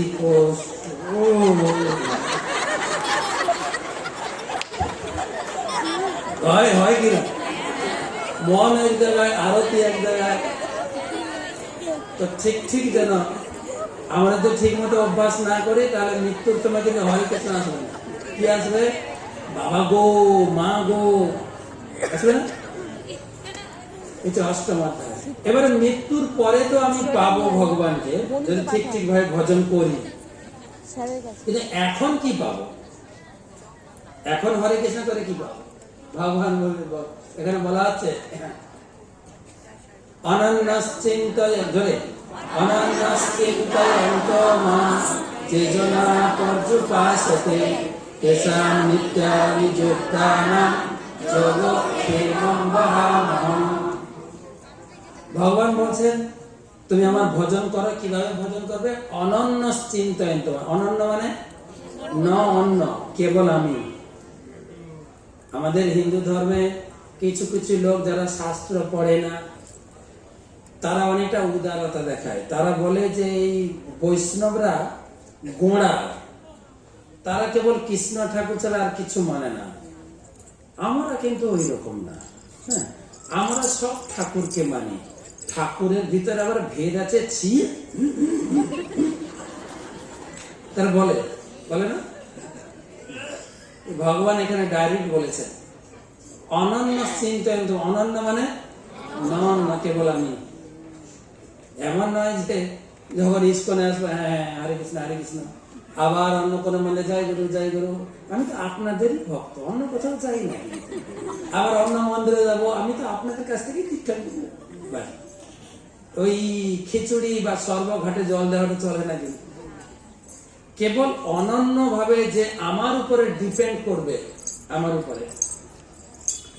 এটা ছোট্ট ঘটনা বলে, মহাভারতের কাহিনী শুনবেন? হ্যাঁ না? তো মহাভারতে দ্রৌপদীর বস্ত্রহরণ হয়েছিল, এই কাহিনী আমরা সবাই জানি। ভগবান দ্বারকাতে ছিলেন, আর ঘটনা ঘটছে হস্তিনাপুর, দিল্লিতে, অনেকটা দূর। কিন্তু তো ভগবান খেতে বসবেন, দ্রৌপদী খাবার পরিবেশন করছে। ভগবান খুব চঞ্চল, প্রভু বসে খান। বলতে বলতে ভগবান ওখান থেকে ভাতের থালা ছেড়ে চলে গেলেন। অনেকক্ষণ থেকে হন্তদন্ত হয়ে এসে বসছে। বলছে রুক্মিণী দাও। বলছে প্রভু কোথায় গেছিলেন? বলছে জানো আমার বোন বিপদে পড়েছে। বোন মানে দ্রৌপদী ভগবানের বোন নেই। এই অনেক জায়গায় আমি শুনেছি, এটার ভিতরে অনেকে দ্বিধা দ্বন্দ্ব। ভগবানের বোন সুভদ্রা সঠিক, কিন্তু দ্রৌপদীর বোন কিনা? আরে বাবা, সুভদ্রার স্বামীকে অর্জুন, দ্রৌপদীর স্বামী অর্জুন না? তো একটা স্ত্রী যদি বোন হয়, দ্বিতীয় স্ত্রী বোন হবে না? এটা দ্বিধা দ্বন্দ্ব কিসের আছে? আমার তো দেখি কারো যদি 3-4টে ভাই হয়, আমার বোনকে যদি বিয়ে দিই একটা ভাইকে, বাকি সব ভাইয়ের বউরাও আমার বোন, দিদি বোন বলি না? তো বলছে আমার বোন বিপদে পড়েছিল, তাকে রক্ষা করতে গেছিলাম। তো রুক্মিণী বলছেন প্রভু আপনার বোন তো অনেক আগে থেকে বিপদে পড়েছিল। সে ছিল পিরিয়ডের টাইম, রজস্বলা, এক বস্ত্রে ছিল, অন্তর্মহলে ছিলেন। দুঃশাসনের সেখানে প্রবেশ নিষেধ ছিল, তথাপি গিয়ে তার চুলের মুঠি ধরে হেঁচড়ে হেঁচড়ে নিয়ে এসছে। তো তখন তো ঠেকালে হয়ে যেত, ঠিক তো? দ্রৌপদী কিরকম আমাদের শিখাচ্ছে, তখন ঠেকালে হতো। বলছে শোনো, তোকে তো রাজসভাতে হেনস্থা করো। কত বড় গ্যালারি ছিল না, এইরকম হল না কিন্তু। এখানে তো বড় 1,500 থেকে 2,000 লোক আছে। ওখানে যে গ্যালারি ছিল যেখানে এই ঘটনা হচ্ছিল, মাত্র 86,000 চেয়ার ছিল। আর কত লোক এরকম দাঁড়িয়েছিল, সব দেখছে। কি দেখবে? একজন রাজকুমারী রাজবধূকে উলঙ্গ করানো হচ্ছে। এই কথাটা বর্তমান সমাজে অতটা প্রভাব না পড়তে পারে, কেননা বর্তমান সমাজে লোকে এমনি উলঙ্গ থাকে। প্রায় কলকাতার লোকে তো কাপড় পরেই না। কাপড় যেন কতটা ছোট হয়ে গেছে, তাই না? আবার যতটুকু কাপড় আছে, এখানে ফাটা, এখানে ফাটা, এখানে ফাটা, পুরো ফাটাই ফাটা, তাই না? তো কিন্তু তখনকার দিনের এই সভ্য সমাজে এটার অনেক বড় গুরুত্ব ছিল। এখান থেকে দুর্যোধন তাকে উৎসাহ দিচ্ছে, টানো কাপড়, বলছে না কাপড় টান। সে আকুল ভাবে দ্রৌপদী, তার অনেক শ্বশুর ছিল, দ্রোণাচার্য, ধৃতরাষ্ট্র, হ্যাঁ, কৃপাচার্য সবার কাছে আকুলভাবে সাহায্য চেয়েছেন, কেউ সাহায্য করেন। তারপরে তার পাঁচটা স্বামী ছিল, তাই তো নাকি? কিরকম স্বামী ছিল? এক একজন স্বামী অত্যন্ত শক্তিমান ছিল, মহারথী। যুধিষ্ঠির মহারাজ তিনি ছিলেন বাক সত্য, জীবনে কোনোদিন মিথ্যা কথা বলেননি। যদি মুখ থেকে বলে দিতেন দুঃশাসন তুই মরে যা, মরতে পারত। এত বড় বিখ্যাত ব্যক্তি। আর ভীম কুরুক্ষেত্রে শুধু গদা ঘোরাতো, হ্যাঁ, গদা ঘোরাতে ঘোরাতে কত সৈন্য যে উপরে ছিটকে গেছে, এখনো ডেড বডি ফেরত আসে। আর অর্জুন ছিলেন ধনুর্ধারী, যুদ্ধক্ষেত্রে দাঁড়িয়ে ধনুকে টঙ্কার দিতেন, টঙ্কার। ওই টঙ্কারে কত সৈন্য যে বাউন্ডারির উপরে ছিটকে গেছে তারও হিসাব নেই। আর নকুল ছিলেন সুপুরুষ, অত্যন্ত দেখতে সুন্দর। আর সহদেব ছিলেন অ্যাস্ট্রোলজার, জ্যোতির্বিদ। পাঁচজন একদম বিখ্যাত স্বামী ছিলেন, তারাও কেউ তাকে রক্ষা করতে পারেননি। এখান থেকে মায়েরা কি শিখলেন? দ্রৌপদীর পাঁচটা ধনুর্ধর গদাধারী স্বামী থাকা সত্ত্বেও দ্রৌপদীকে বাঁচাতে পারেননি। তা আপনারা কি মনে করেন আপনার রোগা পাতলা স্বামীটা আপনাকে বাঁচাবে?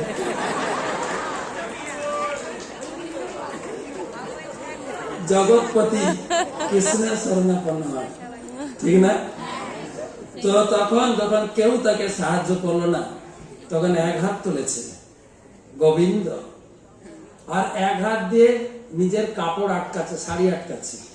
ভগবান বলছেন 50% হয়েছে, 50%। যখন পুরো হাত তুলে দিলেন, হে গোবিন্দ রাখো শরণে, গোবিন্দ তখন সাপ্লাই দিয়েছে। তখন কৃষ্ণ বলছেন যে রুক্মিণী, তুমি এটাই শিক্ষা গ্রহণ করো যে যখন কেউ আমাকে না ডাকে আমি যেতে পারি না, তো আমাকে না ডাকলে আমি কি করে যাব? তাই আমাদের গোবিন্দকে ডাকতে হবে। তাই এখানে বলছেন অনন্য চিন্তয়ন্ত। তো আপনি যদি মনে করেন না আমার বিপদ তারিণী দেবী আছেন, মনসা দেবী আছে, বিপদ তারিণী দেবী, কালীঘাটের কালী আছে না, তারপরে আমাদের সবার LIC করা আছে, আমরা তো মরবো না। কিন্তু LIC বলা এই নিচের যে লাইনটা আছে যোগক্ষেম বহম, এইটা দেখবেন LICর লোগোর নিচে লেখা আছে এই কথাটি। কথা কি হচ্ছে ভগবানের, কিন্তু বিজনেস করছে কারা? LIC লোকেরা। যদি এখানে কেউ LICর লোক থাকেন, কিছু তো কমিশন দেওয়া উচিত। আরে কথাটি তো ভগবানের, আপনি নিয়ে ব্যবসা করছেন, ঠিক না?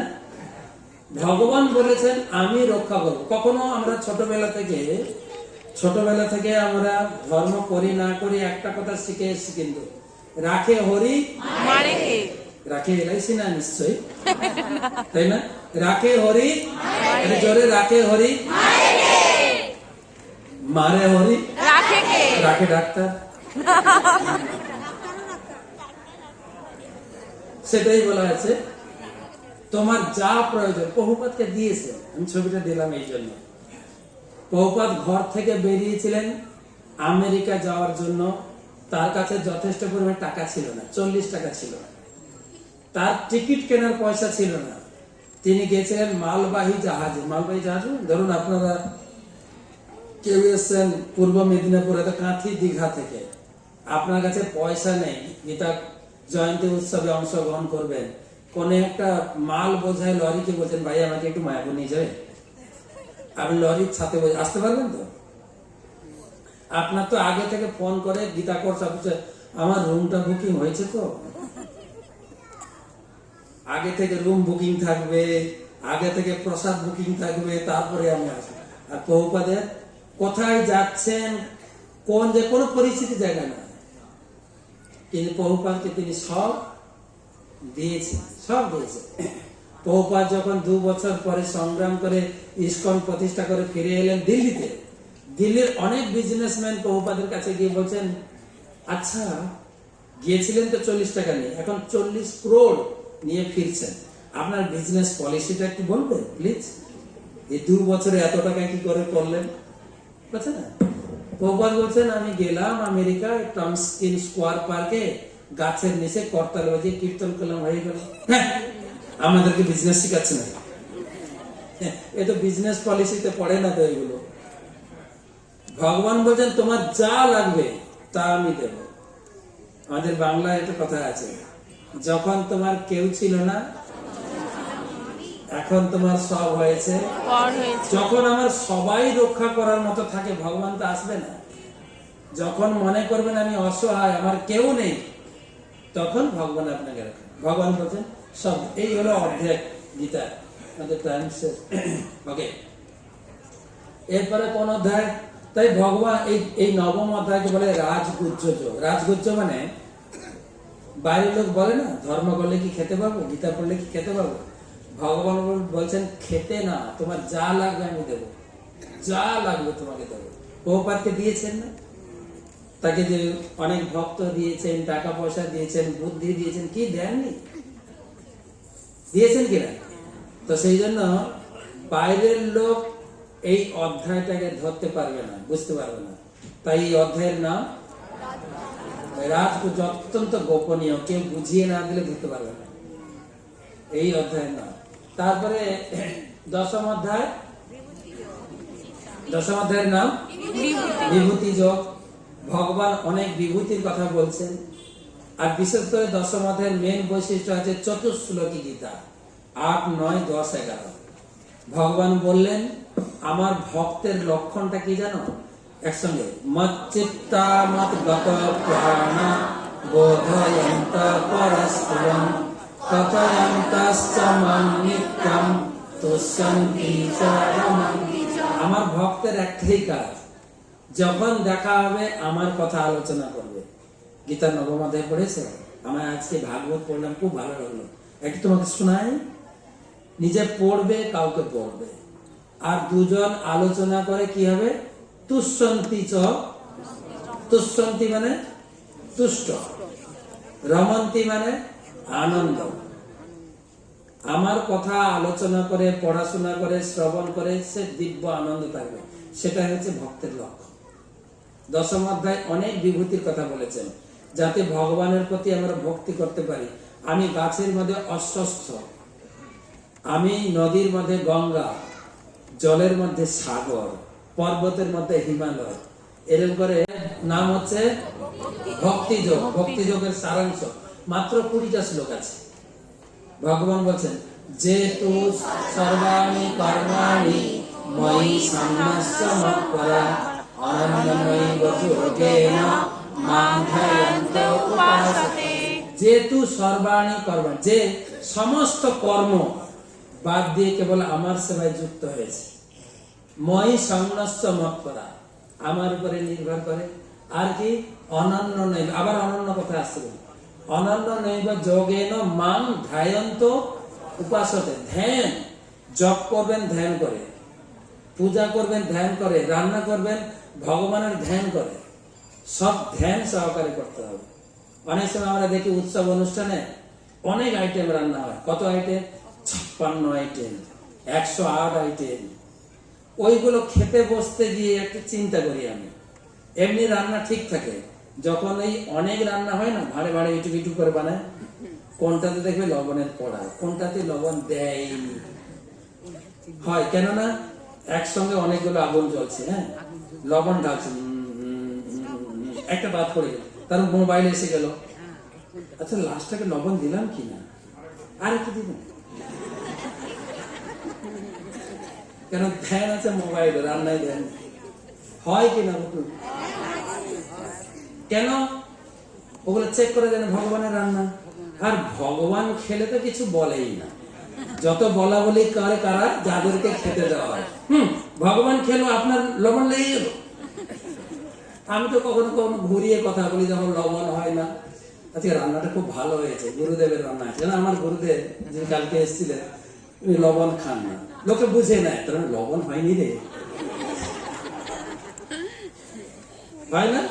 রান্নাতেও ধ্যান থাকে না, ধ্যানটা উড়ে যায়, উড়ে যায় কিনা? ভগবান বলছেন যা করবে মাং, দেখেন কি লেখা আছে, মাং ধ্যায়ন্ত পাঁচ হাতে কেউ যদি এরকম জপ করুন, ধ্যান করে, পূজা করুন, ধ্যান করে, ভগবানের সেবা করুন, ধ্যান যদি করেন, তারপরে চলো তেসাহম সমুদ্ধতা, তখন তাকে আমি উদ্ধার করি কোথা থেকে? মৃত্যু সংসার সাগর কবে ভবামি না চিরাং পার্থ মজ্জা বেশি হয়েছে, খুব শীঘ্রই আমি তাকে উদ্ধার করি। তাকে কাকে? যদি উপর শ্লোকটা আমি মেনে চলি। ভগবান এইরকম আসবেন, নিজের গাড়ি নিয়ে আসবেন, ভগবানের গাড়ি সত্যি আসবেন, কিন্তু মার্সিডিজ বেঞ্চ একদম নিয়ে আসবেন, গরুর গাড়ি। গরুর গাড়ি না, কিন্তু গরুর। কেউ আবার মনে করেন যে আমাদের গোশালার গরুর গাড়ি না। এইগুলো 12 অধ্যায়। 13 অধ্যায় অর্জুন 6টা জিনিস জানতে চেয়েছেন: প্রকৃতি, পুরুষ, ক্ষেত্র, ক্ষেত্রজ্ঞ, জ্ঞান, জ্ঞেয়। ক্ষেত বলে না, ক্ষেত, ধানের ক্ষেত, গমের ক্ষেত, সর্ষের ক্ষেত, যা লাগাবেন সেটা বলুন সবজির ক্ষেত। ভগবান বলছেন এই শরীরটা হচ্ছে ধর্মের ক্ষেত, এই শরীরটা দিয়ে তুমি ধর্ম করো। আর এই শরীরের মালিক হচ্ছে আত্মা, তিনি হচ্ছেন ক্ষেত্রজ্ঞ। 13 অধ্যায় বুঝিয়েছেন। 14 অধ্যায় কি নাম? গুণত্রয়, 3টা গুণ, সত, রজ, তম গুণ। 3টা গুণ প্রত্যেক শরীরে আছে, প্রত্যেক শরীরে। কখনো সত্য গুণের প্রভাব হলে সাত্বিক, কখনো রজগুণ রেগে যায়, কখনো তমগুণ আলিস্য। অনেক সময় দেখা যায় একই শরীরে কখনো কখনো দেখা তো প্রভুটা তো খুব ভালো, হঠাৎ রেগে গেল কেন? তাহলে গুণের প্রভাব, গুণের। এই গুণ থেকে মুক্ত হওয়ার জন্য ভগবান জ্ঞান দিয়েছে। এবারে 15 অধ্যায় থেকে তো আপনারা পড়েছেন, 15 অধ্যায় থেকে পড়েছেন, মহারাজ পড়ালেন, শ্লোকটা পড়েছেন কিনা দেখেন তো। শ্রী ভগবান বাচা ঊর্ধ্বমূলম অধঃশাখাম আশ্বস্থম প্রাহু অক্ষয়ম ছন্দাংসি দস্য পর্ণানি যস্তং বেদ স বেদবিদ। ঊর্ধ্বমূলম অধঃশাখাম, মহারাজ বুঝিয়েছেন। এরকম কখনো গাছ দেখেছে আপনারা? এরকম গাছ যার মূল হচ্ছে উপরের দিকে, শাখা পোশাক আছে নিচের দিকে, দেখা যাচ্ছে না গাছটা? কোথায় দেখা যায়? জলাশয়ের পাশে। যার মূল উপরের দিকে, শাখা পোশাকা নিচের দিকে। মহারাজ কি বুঝালেন? না, এই জগৎটা হচ্ছে চিন্ময় জগতের প্রতিবিম্ব, অর্থাৎ সুখ এখানে নেই। ধরুন এটা বট গাছ না হয় আম গাছ হচ্ছে, এটা বট গাছ না, আম গাছ। আমের সিজনে পাকা পাকা আম ধরেছে, জলে তাকিয়ে দেখবেন জলে আমগুলো ভাসছে, তাই না? তা আপনি জলে ঝাঁপ দিলে আম পাবেন? পাবেন কিনা? আম পেতে গেলে কি করতে হবে? তাই এই জগৎটাতে কোনো সুখ নাই, কিন্তু সুখের প্রতীক মাত্র। একটা গল্প শোনাবো ভাবছি, শুনবেন না? একটা কৃষকের বাড়িতে একটা গাধা ছিল। গাধা, গাধা বুঝি না? আমাদেরকে অনেক সময় বাবা মা বলেছে গাধা কোথাকার, কিন্তু আমরা গাধা না। একটা গাধা ছিল কৃষকের বাড়িতে, ছিল না? ছিল। তো সেই গাধাটি কৃষকের বাড়িতে থাকতে থাকতে ওই বাড়িতে গাছে একটা কাঠ বিড়ালি ছিল, তার সঙ্গে একটু বন্ধুত্ব হয়ে গেছে। দুজন কাজের ফাঁকে ফোঁকে সুখ দুঃখের শেয়ার করা, হয়তো চ্যাটিং করে, হোয়াটসঅ্যাপে সুখ দুঃখ শেয়ার করে। ওরা ওদের ভাষায় কথা বলে, রাইট? ওরা ওদের ভাষায় কথা বলে। তো একদিন গাধা খুব দুঃখ প্রকাশ করছে, জানো আর পারি না, এত খাটি আমার মনে কিন্তু সন্তুষ্ট হয়, এত পিঠা আর ভালো লাগে বলো, আমি পারছি না গো। তখন কাঠবেলের তার বন্ধু, তো ও তখন বলছে কি করা যায়, তাহলে আমরা এখান থেকে চলে যাই, চলো এখানে থাকবো না, যেখানে সম্মান নাই, এত পরিশ্রম, এত অত্যাচার, চলে যাই, চলো। গাধা তখন বলছে না না না না না না, যাবো না। বলে কেন যাবে না? শোনো একটা গুপ্ত কথা বলি। বলো কি? না, এই বাড়িতে একটা সুন্দরী কচি মেয়ে আছে, হ্যাঁ, মেয়েটা খুব সুন্দরী, কিন্তু অলস, পড়াশোনা করে না। ওর মা মাঝে মাঝে বকাবকি করে, তুই পড়ছিস না, অলস কথাকার, তুই যদি না পড়াশোনা করিস ওই গাধার সঙ্গে বিয়ে দিয়ে দেবো, এই অপেক্ষায় আছি।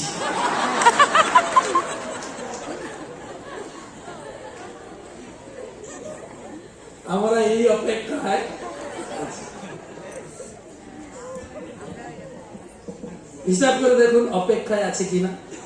পড়াশোনা হয়ে যাক, ভালো একটা চাকরি পাবো অপেক্ষায়, চাকরি হয়ে যাক, একটা ভালো করে বিয়ে করবো অপেক্ষায়, খুঁজছি কেউ যেন জুটে যায় ভালো একটা, ঠিক আছে, আরো অপেক্ষায় আছি, এটা ঘর বানাই তাহলে সুখী হবে। ঘর বানানোর পরে চিন্তা করি ছেলে মেয়ে হয়েছে তো, ছেলে মেয়ে হোক, ছেলে মেয়েকে বিয়ে দিই, এই করতে করতে শুধু অপেক্ষা অপেক্ষা অপেক্ষা, হিসাব করে দেখো এই অপেক্ষায় আছে। তাই ভগবান বলছেন এই অধ্যায়টা 20টা শ্লোক আছে মাত্র, খুব ইন্টারেস্টিং। এই 15 অধ্যায় পুরুষোত্তম যোগ, তুমি এখানে সুখ পাবে না, তুমি যত কিছু প্রচেষ্টা করো না কেন। হতে পারে আমরা আমাদের বাড়ি বানিয়ে অনেক কিছু লিখতে পারি, হ্যাঁ, একসঙ্গে দৌ ভূত সর্ব লোকেস্মিন দৈব আসুর এবচ দৈব বিস্তারপ্রপ্ত আসুরম পার্থ মে শৃণু। আমি সকালবেলা যোগপীঠে বলেছি যে এই 16 অধ্যায়টা হচ্ছে একটা আয়না, বলেছিলাম মনে আছে? আমি অসুর না আমি ভক্ত, আমি নিজে ওখানে দেখতে পাবো। তারপরে 17 অধ্যায়, 17 অধ্যায়ের নাম শ্রদ্ধাত্রয়, 3 প্রকার শ্রদ্ধা। য শাস্ত্র বুদ্ধি উৎসৃজ্য যজন্তে শ্রদ্ধয়ান্বিতা তেষাং নিষ্ঠা তুকা কৃষ্ণ সত্য মাহ রাজস্তম। এই ভক্তি করে না তার কি গতি হবে? 3 প্রকার শ্রদ্ধা, 3 প্রকার কর্তা, 3 প্রকার খাদ্য, 3 প্রকার যজ্ঞ, 3 প্রকার তপস্যা, 3 প্রকার দান, সব 3 আপনারা শুনেছেন সকালের ক্লাস। কারা দেব দেবীর পূজা করে, কারা ভূত প্রেতের পূজা করে, কারা রাজনৈতিক নেতার পূজা করে। মানুষ বলছিলেন যে হিটলারের পূজা হয়েছিল, আমি ওখানে বসে বসে ক্লাস শুনছিলাম, মানুষ বলছিলেন শ্রদ্ধাত্রা। এবারে লাস্ট হচ্ছে মোক্ষযোগ, অষ্টাদশ। অ্যাকচুয়ালি 17 অধ্যায় গীতা সমাপ্ত, দ্বিতীয় অধ্যায় থেকে শুরু হয়েছে, 17 অধ্যায় গীতা সমাপ্ত। 18 অধ্যায় অনেক কথা বলছে, রিপিটেশন, সমস্ত অধ্যায়ের সার। শেষে বললেন সর্ব ধর্মাং পরিত্যাজ্য মামেকং শরণং ব্রজ অহং ত্বং সর্ব পাপেভ্যো মোক্ষয়িষ্যামি মা শুচা। ভগবদ গীতার মূল শিক্ষা আছে তুমি সবকিছু পূজা অর্চনা ধ্যান তপস্যা বাদ দিয়ে কেবল কৃষ্ণ পূজা করো। কালকে গুরুদেব বলছিলেন 3টে কাজ করতে মহাপ্রভু বলেছেন, বল কৃষ্ণ, ভজ কৃষ্ণ, পর কৃষ্ণ। তুমি কৃষ্ণ নাম জপ করো, বল কৃষ্ণ, ভজ কৃষ্ণ মানে কৃষ্ণ পূজা করো, আর পর কৃষ্ণ শিক্ষা মানে গীতা ভাগবতম করো।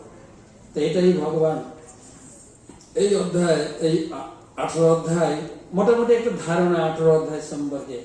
একটা অধ্যায়ের সঙ্গে আরেকটা অধ্যায়ের কি সুন্দর সংযোগ রেখে কথা বলেছেন ভগবান। এবারে শেষে আমরা যে গীতা পড়লাম 3 দিন না 2 দিন ধরে, 2 দিন গীতা পড়লাম, গীতা শুনলাম, তাই না? সেই সম্বন্ধে একটু মিলিয়ে নেব।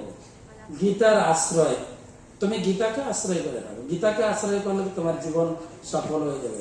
বলছেন বলুন সংসার সাগরম তপ্তম ইচ্ছামি যোনর গীতানাম সমাসাদ্য কারণ জাতি সুখেন সা। তুমি যদি যে ব্যক্তি ঘোর সংসার সাগর থেকে উত্তীর্ণ হতে চান, তিনি যেন গীতাকে আশ্রয় করে সুখেই এই সংসার পার হতে পারে।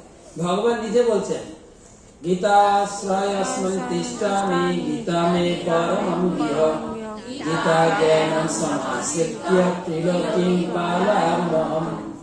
আমি গীতার আশ্রয়ে আছি, গীতাই আমার গৃহ, গীতার জ্ঞানকে আশ্রয় করে আমি ত্রিলোক পালন করি।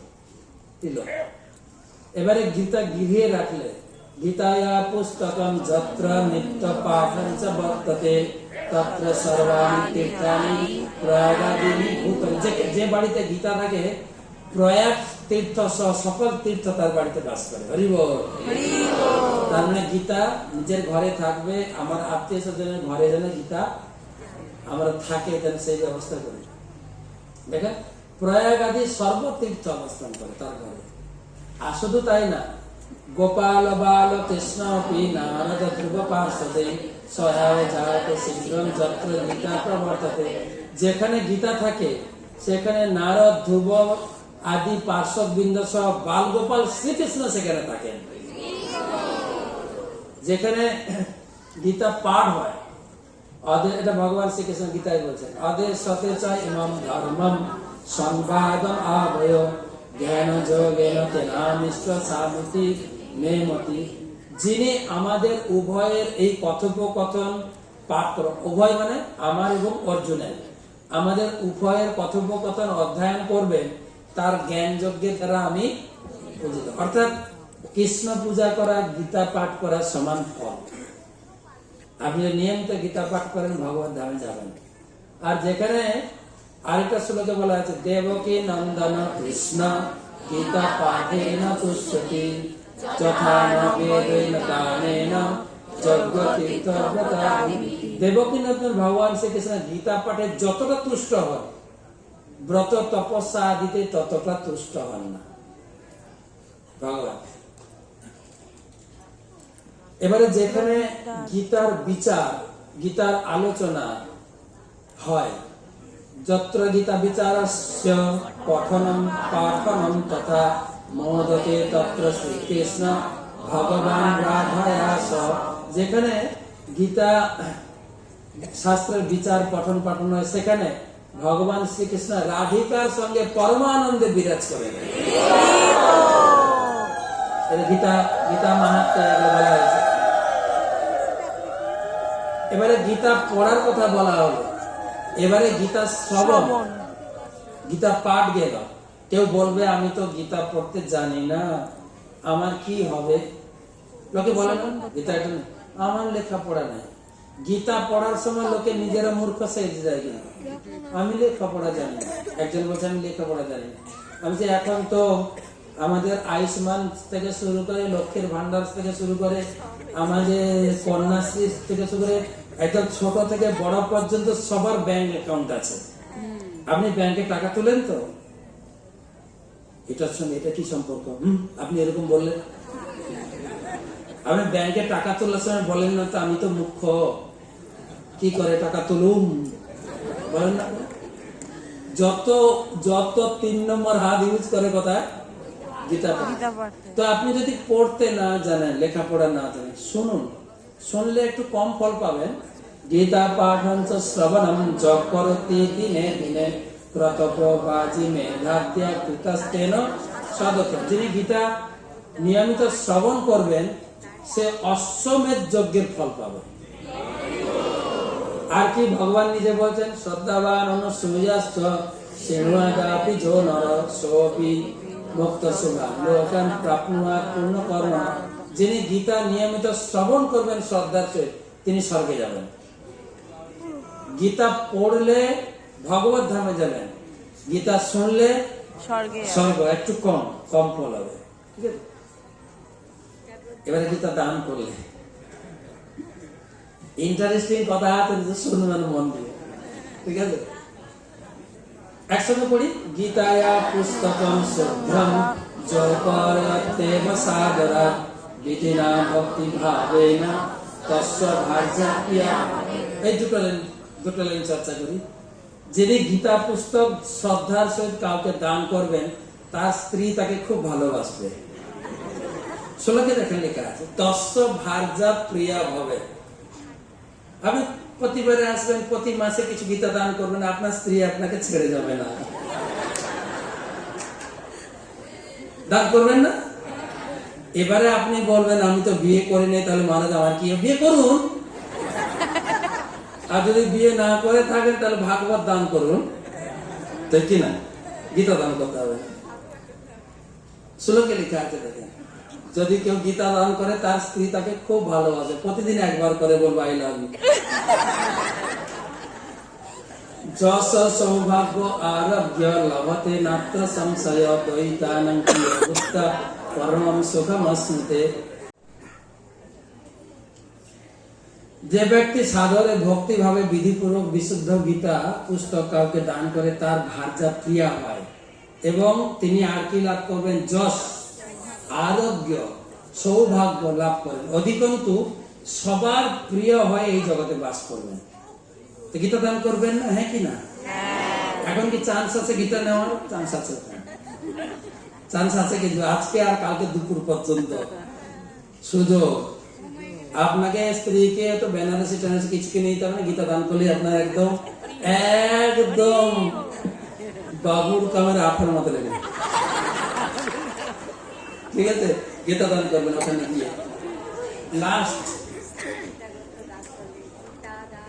গীতা দান প্রভাবে ন সপ্ত কল্পমিতা সমা বিষ্ণু লোক আপনতে বিষ্ণু সহ মদতে।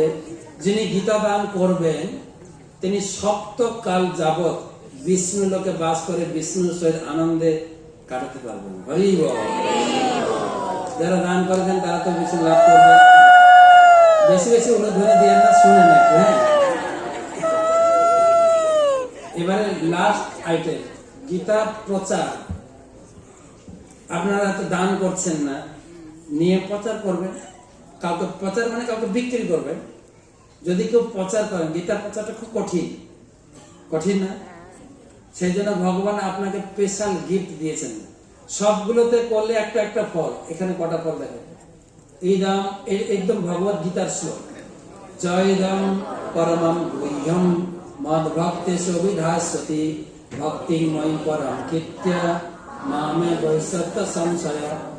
যিনি আমার ভক্তদের মধ্যে এই আমার পরম গোপনীয় গীতা বাক্য উপদেশ দেবেন, সে পরাভক্তি লাভ করবে। এই লোভের জন্য এসে এখানে 1 ঘন্টা দাঁড়িয়ে দাঁড়িয়ে লেকচার দিচ্ছে। লাভটা কি? আগের গুলো আপনাদের লাভ ছিল, এবারে লাভটা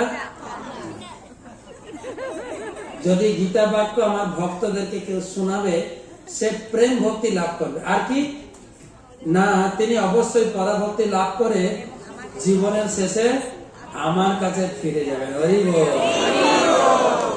লাভ আছে না? কারণ আমি দানও করতে পারবো না, প্রচারও করতে পারবো না, আমার বউ স্ত্রীও নেই, কি করবো? আমার দান করার কিন্তু ঠিক না? তো আরেকটা কথা, যদি আপনি হরি নাম করেন, গীতা পড়ে, তাহলেও আপনি প্রেম ভক্তি লাভ করেন, ভগবানের কাছে ফিরে যাবেন। আগে আলোচনা করেছি। তাহলে গীতা প্রচার করে কি লাভ?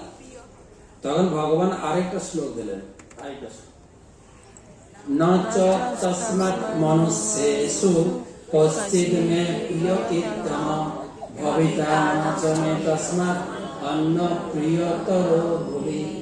ভগবান বললেন যে যে গীতা বাক্য উপদেশ করে আমার ভক্তদের মধ্যে, সে আমার অত্যন্ত প্রিয়। তার মতো প্রিয় আগে কেউ ছিল না, এখন নেই, পরে হবে না।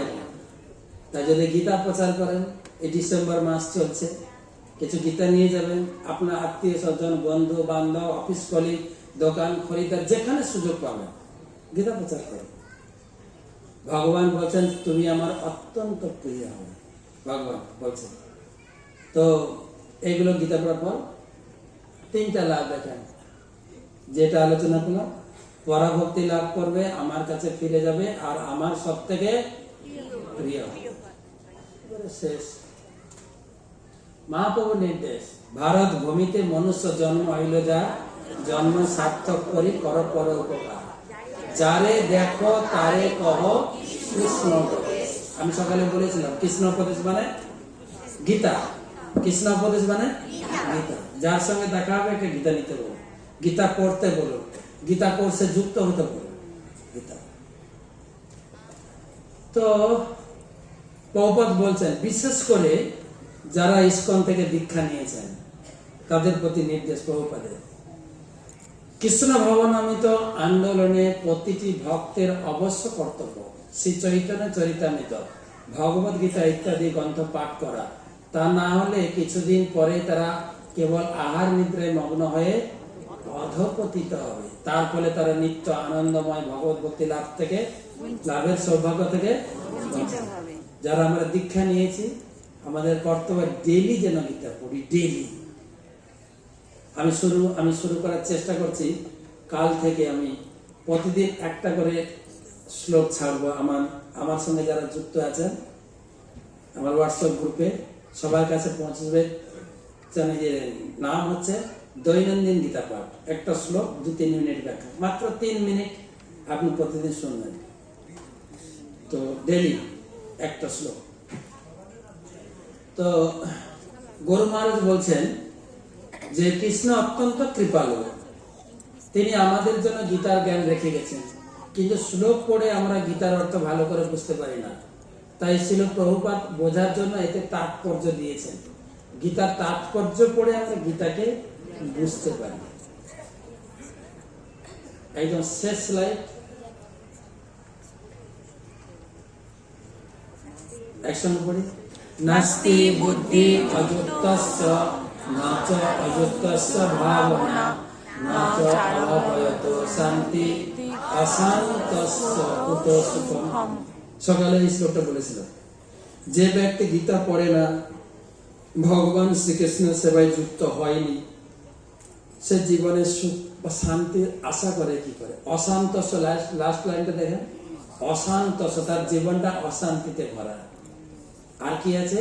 কুতো সুখম, সুখ কোথায়? শ্রীমদ্ ভগবদ গীতা যথাযথ কি প্রভুপাদ কি। তা আমরা অত্যন্ত প্রভুপাদের কাছে কৃতজ্ঞতা জানাই। এর আগে গীতা অতটা আমরা ভালো করে জানতাম না। তাই গীতাকে জানার জন্য আমাদের ভক্তি বেদান্ত গীতা একাডেমির পক্ষ থেকে অনেক কার্যক্রম, অনলাইনে গীতা কোর্স, বিভিন্ন ভাষায় ভক্তি শাস্ত্রী কোর্স, গীতার সারতত্ত্ব কোর্স এবং গীতার 3টে ভাগ, কর্মযোগ, জ্ঞানযোগ, ভক্তিযোগ যে পদ্ধতি। আপনি আসুন, যারা গীতা কোর্স করলেন, গ্রেড 1, গ্রেড 2 সার্টিফিকেট করবেন কি করে। তারপরে সংস্কার কোর্স, আমি খুঁজছি শিক্ষক প্রশিক্ষণ কোর্স,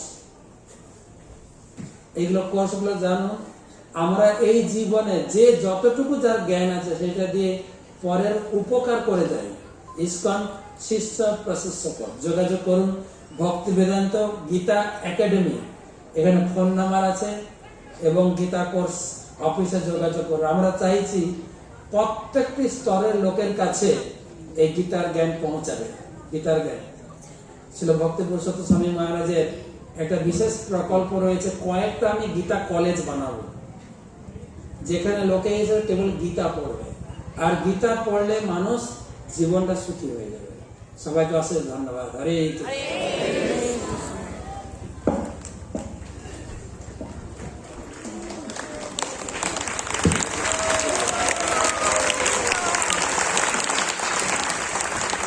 কৃষ্ণা আরে বল, আমাদের প্রোগ্রাম শেষ হয়নি তো, সবাই উঠছেন কেন? প্লিজ বসুন, কালকে আর আপনাদেরকে এরকম জ্বালাতন করবো না, আজকেই শেষ। কালকে তো সবাই বিকালবেলা চলে যাবে কাছাকাছি। তা এখন আমাদের এই যে কোর্স চলছে, আমাদের ওপরে রয়েছেন শ্রী শ্রীমৎ ভক্তি পুরুষোত্তম স্বামী মহারাজ, মহারাজের হয়ে শ্রী শ্রীমৎ ভক্তি বিজয় ভাগবত স্বামী মহারাজ আমাদেরকে যেভাবে গাইড করছেন, এই যে আপনাদের বিভিন্ন রকম কোর্স দেখছেন, এই সব কিছু হচ্ছে মহারাজের অবদান। মহারাজ যেভাবে আমাদেরকে অনুপ্রেরণা দিচ্ছেন, আমরা সেভাবে এগিয়ে যাচ্ছি। তো আপনারা ভগবত গীতা মহারাজের শ্রীমুখ থেকে শুনলেন। তো মহারাজের এই ভগবত গীতা সম্বন্ধে বলার আমার আর কিছু নেই, আপনারা সকলে মহারাজের কথা শ্রবণ করে বুঝতে পারছেন। সেই জন্য আমি অনুরোধ করবো, এতক্ষণ যারা শুনছেন, এখনো পর্যন্ত যারা ভগবত গীতা এই প্রচার সেবায় গুরু মহারাজকে সহায়তা করতে চান, আমাদের গীতা দান যে অফিস রয়েছে সেখানে যোগাযোগ করবেন। তো এখন আমরা আপনাদের সামনে এই যে গীতা স্টাডি করেসপন্ডেন্স কোর্স, এই করেসপন্ডেন্স কোর্সের পিছনে যে সমস্ত ভক্তরা অক্লান্ত পরিশ্রম করছেন, বিশেষ করে খাতা দেখা, সঙ্গে সঙ্গে খাতা আপনাদের কাছে পৌঁছানো এবং তার সাথে যে অফিস যে মেনটেনেন্স, এইভাবে এই দু ভাগে আমাদের গীতা কোর্স আমরা এখন চালাচ্ছি।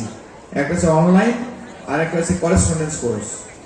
তো করেসপন্ডেন্সে বাংলা, হিন্দি, ইংলিশ এবং অনলাইন বাংলা, হিন্দি, ইংলিশ দুটোই সমান্তরালভাবে চলছে। তো যা দেখে যাচ্ছে অনলাইন খুব তাড়াতাড়ি এগিয়ে যাবে আমার মনে হচ্ছে। এখন ছেলেমেয়েরা সবাই শিক্ষিত, তো এখন সেই সমস্ত ভক্তদের সঙ্গে আমি একটু পরিচয় করে দেব।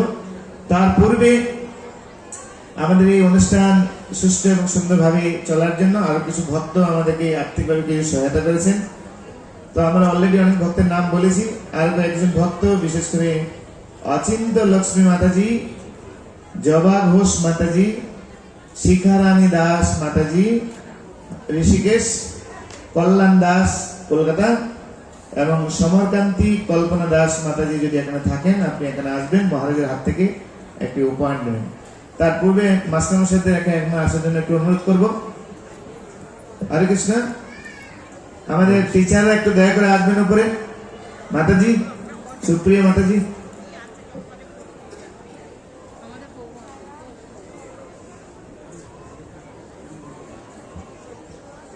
অফিস স্টাফ,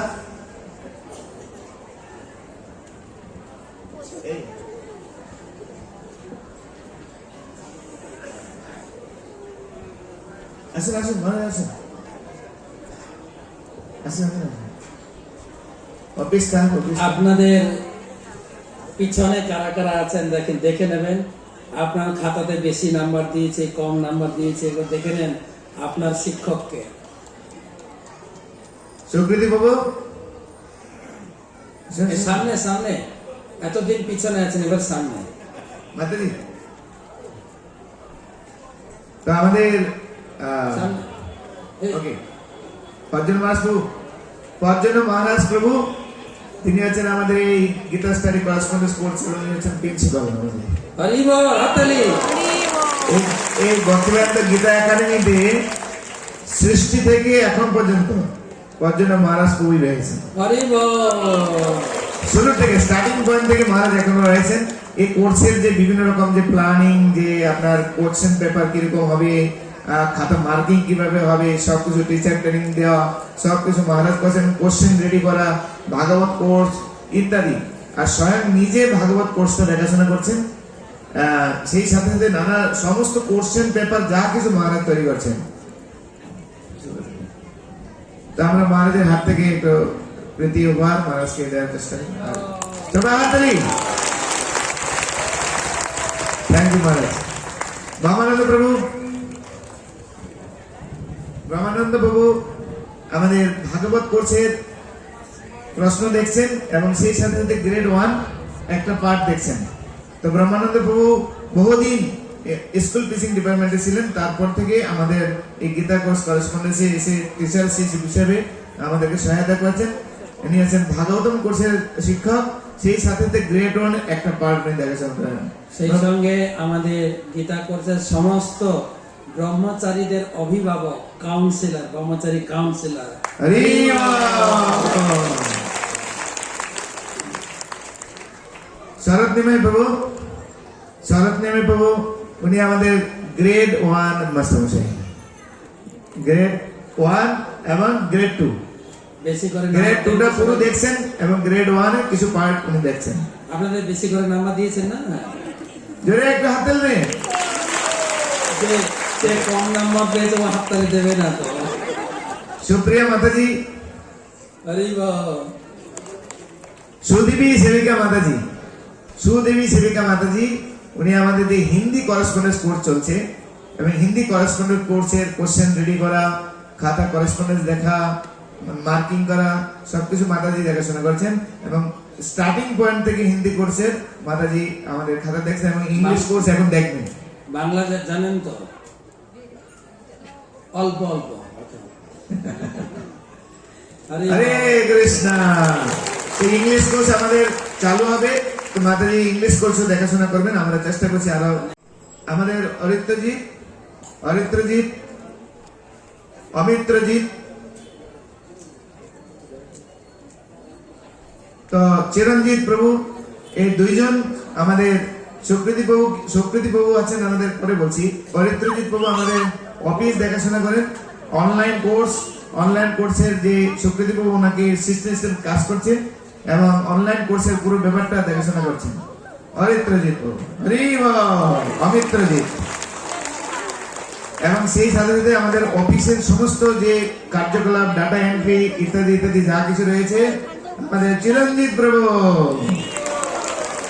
একটু অফিস ড্রেসে আছে কিন্তু। আর বাকি রইল আর দুইজন, সুবাহ প্রভু। সুবাহ প্রভু পুরো করেসপন্ডেন্স কোর্স, অফিস ইত্যাদি অফিস ইনচার্জ হিসেবে সবকিছু দেখাশোনা করছেন। আপনাদের ঘরটা বুকিং করেছে কিন্তু। ভালো ঘর দিয়েছে না কে জানে? দিয়েছে না ভালো ঘর? জোরে হাততালি। আর সবশেষে আমাদের সুকৃতি নিতাই প্রভু, সুকীর্তি সুকীর্তি নিতাই প্রভু পুরো আমাদের যে কোর্স চলছে, কোর্সের কোঅর্ডিনেট করছেন, তার অ্যাসিস্ট্যান্ট হিসেবে শুভবাবু একদিকে কাজ করছেন, আর সুকৃতি বাবু নিজে অনলাইন কোর্সটা পুরো নিজে দেখাশোনা করছেন। সেই সাথে সাথে আমাদের নদিয়া ডিস্ট্রিক্টে এখন সুন্দর প্রচার আছে। নদিয়া ডিস্ট্রিক্ট, নদিয়া থেকে কতজন এসেছেন এখানে? কালকে আসবেন। কালকে আরো বেশি লোক আসবে, কয়েক গাড়ি ভর্তি হয়ে আসবে, 200 লোক আরো কালকে আসেন। যেহেতু কাছে তো আমরা জায়গা নেই, তবুও মানে জোর করে চলে এসেছেন কিছু লোক। তো সুকৃতি বাবু নদিয়া ডিস্ট্রিক্ট পুরো দেখাশোনা করছেন, এবং সেই সাথে সাথে অনলাইন কোর্স, মস্তিষ্ক প্রসূতি কিভাবে কোর্সটাকে আরো সুন্দর করা যায়, আমাদের ওয়েবসাইট, আমাদের মিডিয়া, এই সব কিছু দেখাশোনা করছেন। সেই সাথে সাথে আমাদের ব্রহ্মচারী কাউন্সিলের একজন এক্সিকিউটিভ মেম্বার। হরি বল। গত মায়াপুরে প্রায় 400 ব্রহ্মচারী আছেন, তার ভিতরে 5 জন দেখাশোনা করেন, 5 জন হেড, তার ভিতরে একজন বড় বড় অভিভাবক। সেই সঙ্গে আমাদের গীতা কোর্সের ডিভিশনাল হেড আমাদের লক্ষ্মী গোবিন্দ প্রভু, তার যে সেকেন্ড ম্যান হচ্ছেন সুকীর্তি নিতাই প্রভু। হরি বল। সবাই মিলে সবাই একটু হাত তুলবেন তো। আরে না, না, না, ওগুলো ধরে দিলে তো হবে না, হাতটা এরকম করবে না, ওর উপরে বসে বসে বসে, এখানে বসে, এখানে বসে, এখানে বসে। হ্যাঁ, সবাই ওকে আশীর্বাদ করবে। হ্যাঁ, হরে কৃষ্ণ হরে কৃষ্ণ কৃষ্ণ কৃষ্ণ হরে হরে, হরে রাম রাম রাম হরে হরে। ধন্যবাদ। মানে একজন ডোনার আছেন, যে নাম বলছি কল্যাণ বাবু, একটা আছে। তো আমাদের শিখা মাতাজি আসুন আসুন। শিখা মাতাজি প্রথমবার আমাদের এই সম্মেলনে এসেছেন, এত ভালো লেগেছেন, এত ভালো লাগছেন। তো মাতাজি বলছেন এই কোর্সের জন্য, এই জয়ন্তীর জন্য আমার একটা স্বপ্ন, আমি প্রতি বছর প্রসাদ খাবো। এখন শুধু তাই নয়, উনি ঋষিকেশে কর্মসূত্রে ঋষিকেশে থাকেন, এবং সেই ঋষিকেশে উনি বলছেন উত্তরাখণ্ডে ভগবত গীতা প্রচার করার জন্য আমি দায়িত্ব নিচ্ছি। আমরা মাতাজিকে ধন্যবাদ জানাচ্ছি। বড় মাতাজিকে ভালো করে। হরে কৃষ্ণ। কল্যাণ আছো অচিন্ত মাতাজি।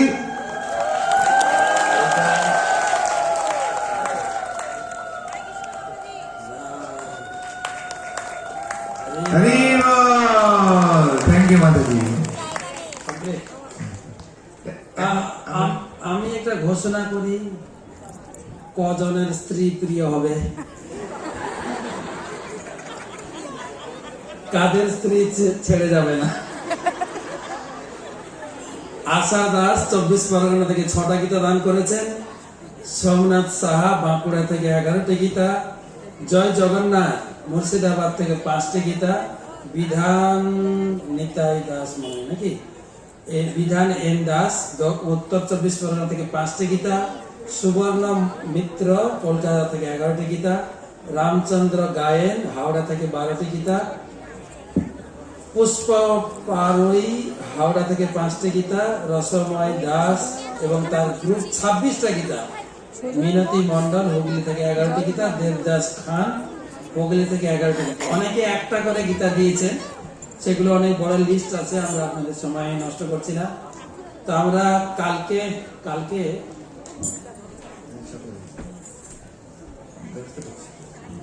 তো গীতা জয়ন্তী, অনেকের হয়তো গীতা নেই, গীতা নিয়ে এসছেন সবাই।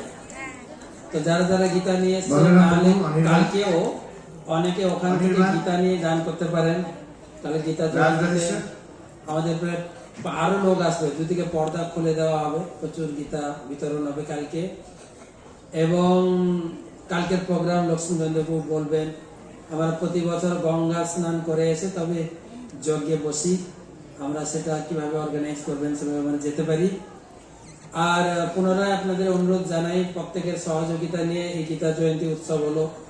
আমরা প্রয়াস করছি এরকম অনুষ্ঠানগুলো কেবল আপনারা ঘর বুকিং করে থাকবেন, অনুষ্ঠানে অংশগ্রহণ করবেন, কোনো প্রকার রেজিস্ট্রেশন ফি নেই। আগে একটা বড় রেজিস্ট্রেশন ফি ছিল, আমরা সেটাকে আপনাদের কাছ থেকে তোলার চেষ্টা করছি। অনেকে সহৃদয় ব্যক্তি ডোনেশন করেছেন, অনেকে গীতা দান করছেন। আপনাদের ভিতরে এই সহযোগিতা আমাদেরকে অনেক অনুপ্রেরণা দিচ্ছে গীতা প্রচারে। গীতা প্রচার অনেক পরিমাণে বেড়েছে। গত লকডাউনে আমি প্রতিদিন, বৃহস্পতিবার ছাড়া প্রতিদিন আমার গীতা মাধুরী ক্লাস, গীতা ভাগবত রসমাধুরী ক্লাস শুনতে পারেন।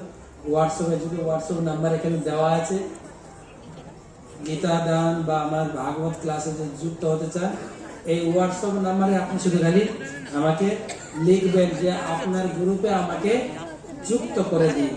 তাহলে ক্লাসের শুরুতে আপনি পেয়ে যাবেন লিঙ্ক, আপনি প্রশ্ন করতে পারবেন। গীতা মাহাত্ম্য, ভাগবত মাহাত্ম্য আমি প্রতিদিন পাঠাই, আপনি পেতে পারবেন। হোয়াটসঅ্যাপ নাম্বার এখানে দেওয়া আছে, +919434760402। গীতা সম্বন্ধে জানতে, ভাগবত সম্বন্ধে জানতে আপনি যুক্ত হতে পারেন। হরে কৃষ্ণ মহারাজ, আমাদের আর 3 জন ভক্ত পরিচয় করিয়ে না দিলে নয়। ওনারা অনেক ভূমিকা পালন করছেন আমাদের সামনে। রাজ রাজেশ্বর প্রভু ভক্তি শাস্ত্রী কারা কারা করছেন, তাহলে মনে হয় তারা চিনেন। তো উনি আছেন ভক্তি শাস্ত্রী, যে আমাদের মহারাজ যে ভক্তি শাস্ত্রী শুরু করেছেন, এই ভক্তি শাস্ত্রীর পুরো দায়িত্ব নিয়ে দেখাশোনা করছেন আমাদের রাজ রাজেশ্বর প্রভু। সেই সাথে সাথে পূজারি কোর্স উনি শেখাবেন, কোর্স কোঅর্ডিনেটর। Course coordinator. যদি আপনি ভক্তি শাস্ত্র, গীতাকে ভালো করে জানার জন্য ভক্তি শাস্ত্র, বলরাম প্রভু আমাদের পাঠচক্র অফিস ইনচার্জ। পাঠচক্রে যে সমস্ত ভক্তরা মায়াপুরে দেখাশোনা করার জন্য আমরা বলরাম প্রভুকে এখানে রেখেছি।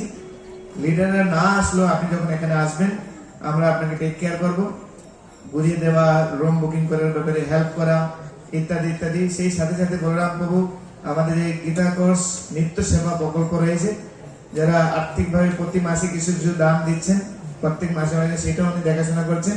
সেই সাথে সাথে আমাদের যে গীতা ভবন যে গেস্ট হাউস, সেই গেস্ট হাউসে যত নতুন ভক্ত আসছেন তাদেরকে কাল্টিভেশন করা, তাদেরকে কোর্সের সঙ্গে যুক্ত করা, তাদেরকে ডিভোশন তৈরি করা, আর সেই দায়িত্ব বলরাম প্রভু নিয়েছেন।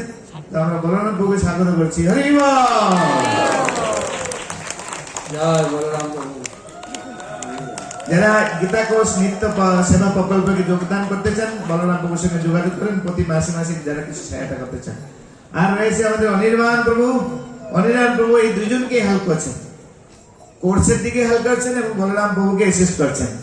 তো অনির্বাণ প্রভু হরি বল। গৌর প্রেমানন্দে। আরেকজন এখানে উপস্থিত নেই, আমি তার কথা বলতে চাই। আমাদের এই পিছনে, আমাদের পিছনে বড় কর্মদক্ষতা, আপনারা চেনেন, ভবামৃত কৃষ্ণ প্রভু। তো উনি সামনে আসেন না এবং উনি পিছনেই থাকেন। উনি প্ল্যান পরিকল্পনা করছেন কালকের যজ্ঞটা কিভাবে সুন্দর, সর্বাঙ্গ সুন্দর হবে। তো তাকে আমরা স্মরণ করছি, তার কর্ম দক্ষতা, কর্ম অবদান গীতা কোর্সের একটা বড় লক্ষ্য। এবং সেই সঙ্গে রয়েছেন পার্থ মিত্র গোবিন্দ দাস, যিনি হচ্ছেন পুরো গীতা ভবনের ইনচার্জ। পুরো গীতা ভবন কিচেনেও দেখাশোনা করেন পার্থ গোবিন্দ প্রভু। আর সবার উপরে রয়েছেন আমাদের লক্ষ্মী গোবিন্দ প্রভু। আমি প্রথমে এই গীতা কোর্সের কিছুটা সরাসরি দেখাশোনা করতাম, তারপরে লক্ষ্মী গোবিন্দকে দায়িত্ব দেওয়া হয়। ধীরে ধীরে আমাদের গীতা কোর্স বিভিন্ন ভাষায় এবং অনেক দূর ছড়িয়ে গেছে। কয়েকটা সেন্টারও হতে চলেছে আমাদের কলকাতায়, তারপর মধ্যমগ্রাম রয়েছে, উদয়নারায়ণপুর, দুর্গাপুরে দাঁড়িয়ে গেছে সেন্টার, হলদিয়া এবং মেদিনীপুর। এই কয়েকটা প্রজেক্ট এখন আমাদের হাতে রয়েছে। এগরা রয়েছে। তো সেই সমস্ত প্রকল্প আমাদের রয়েছে।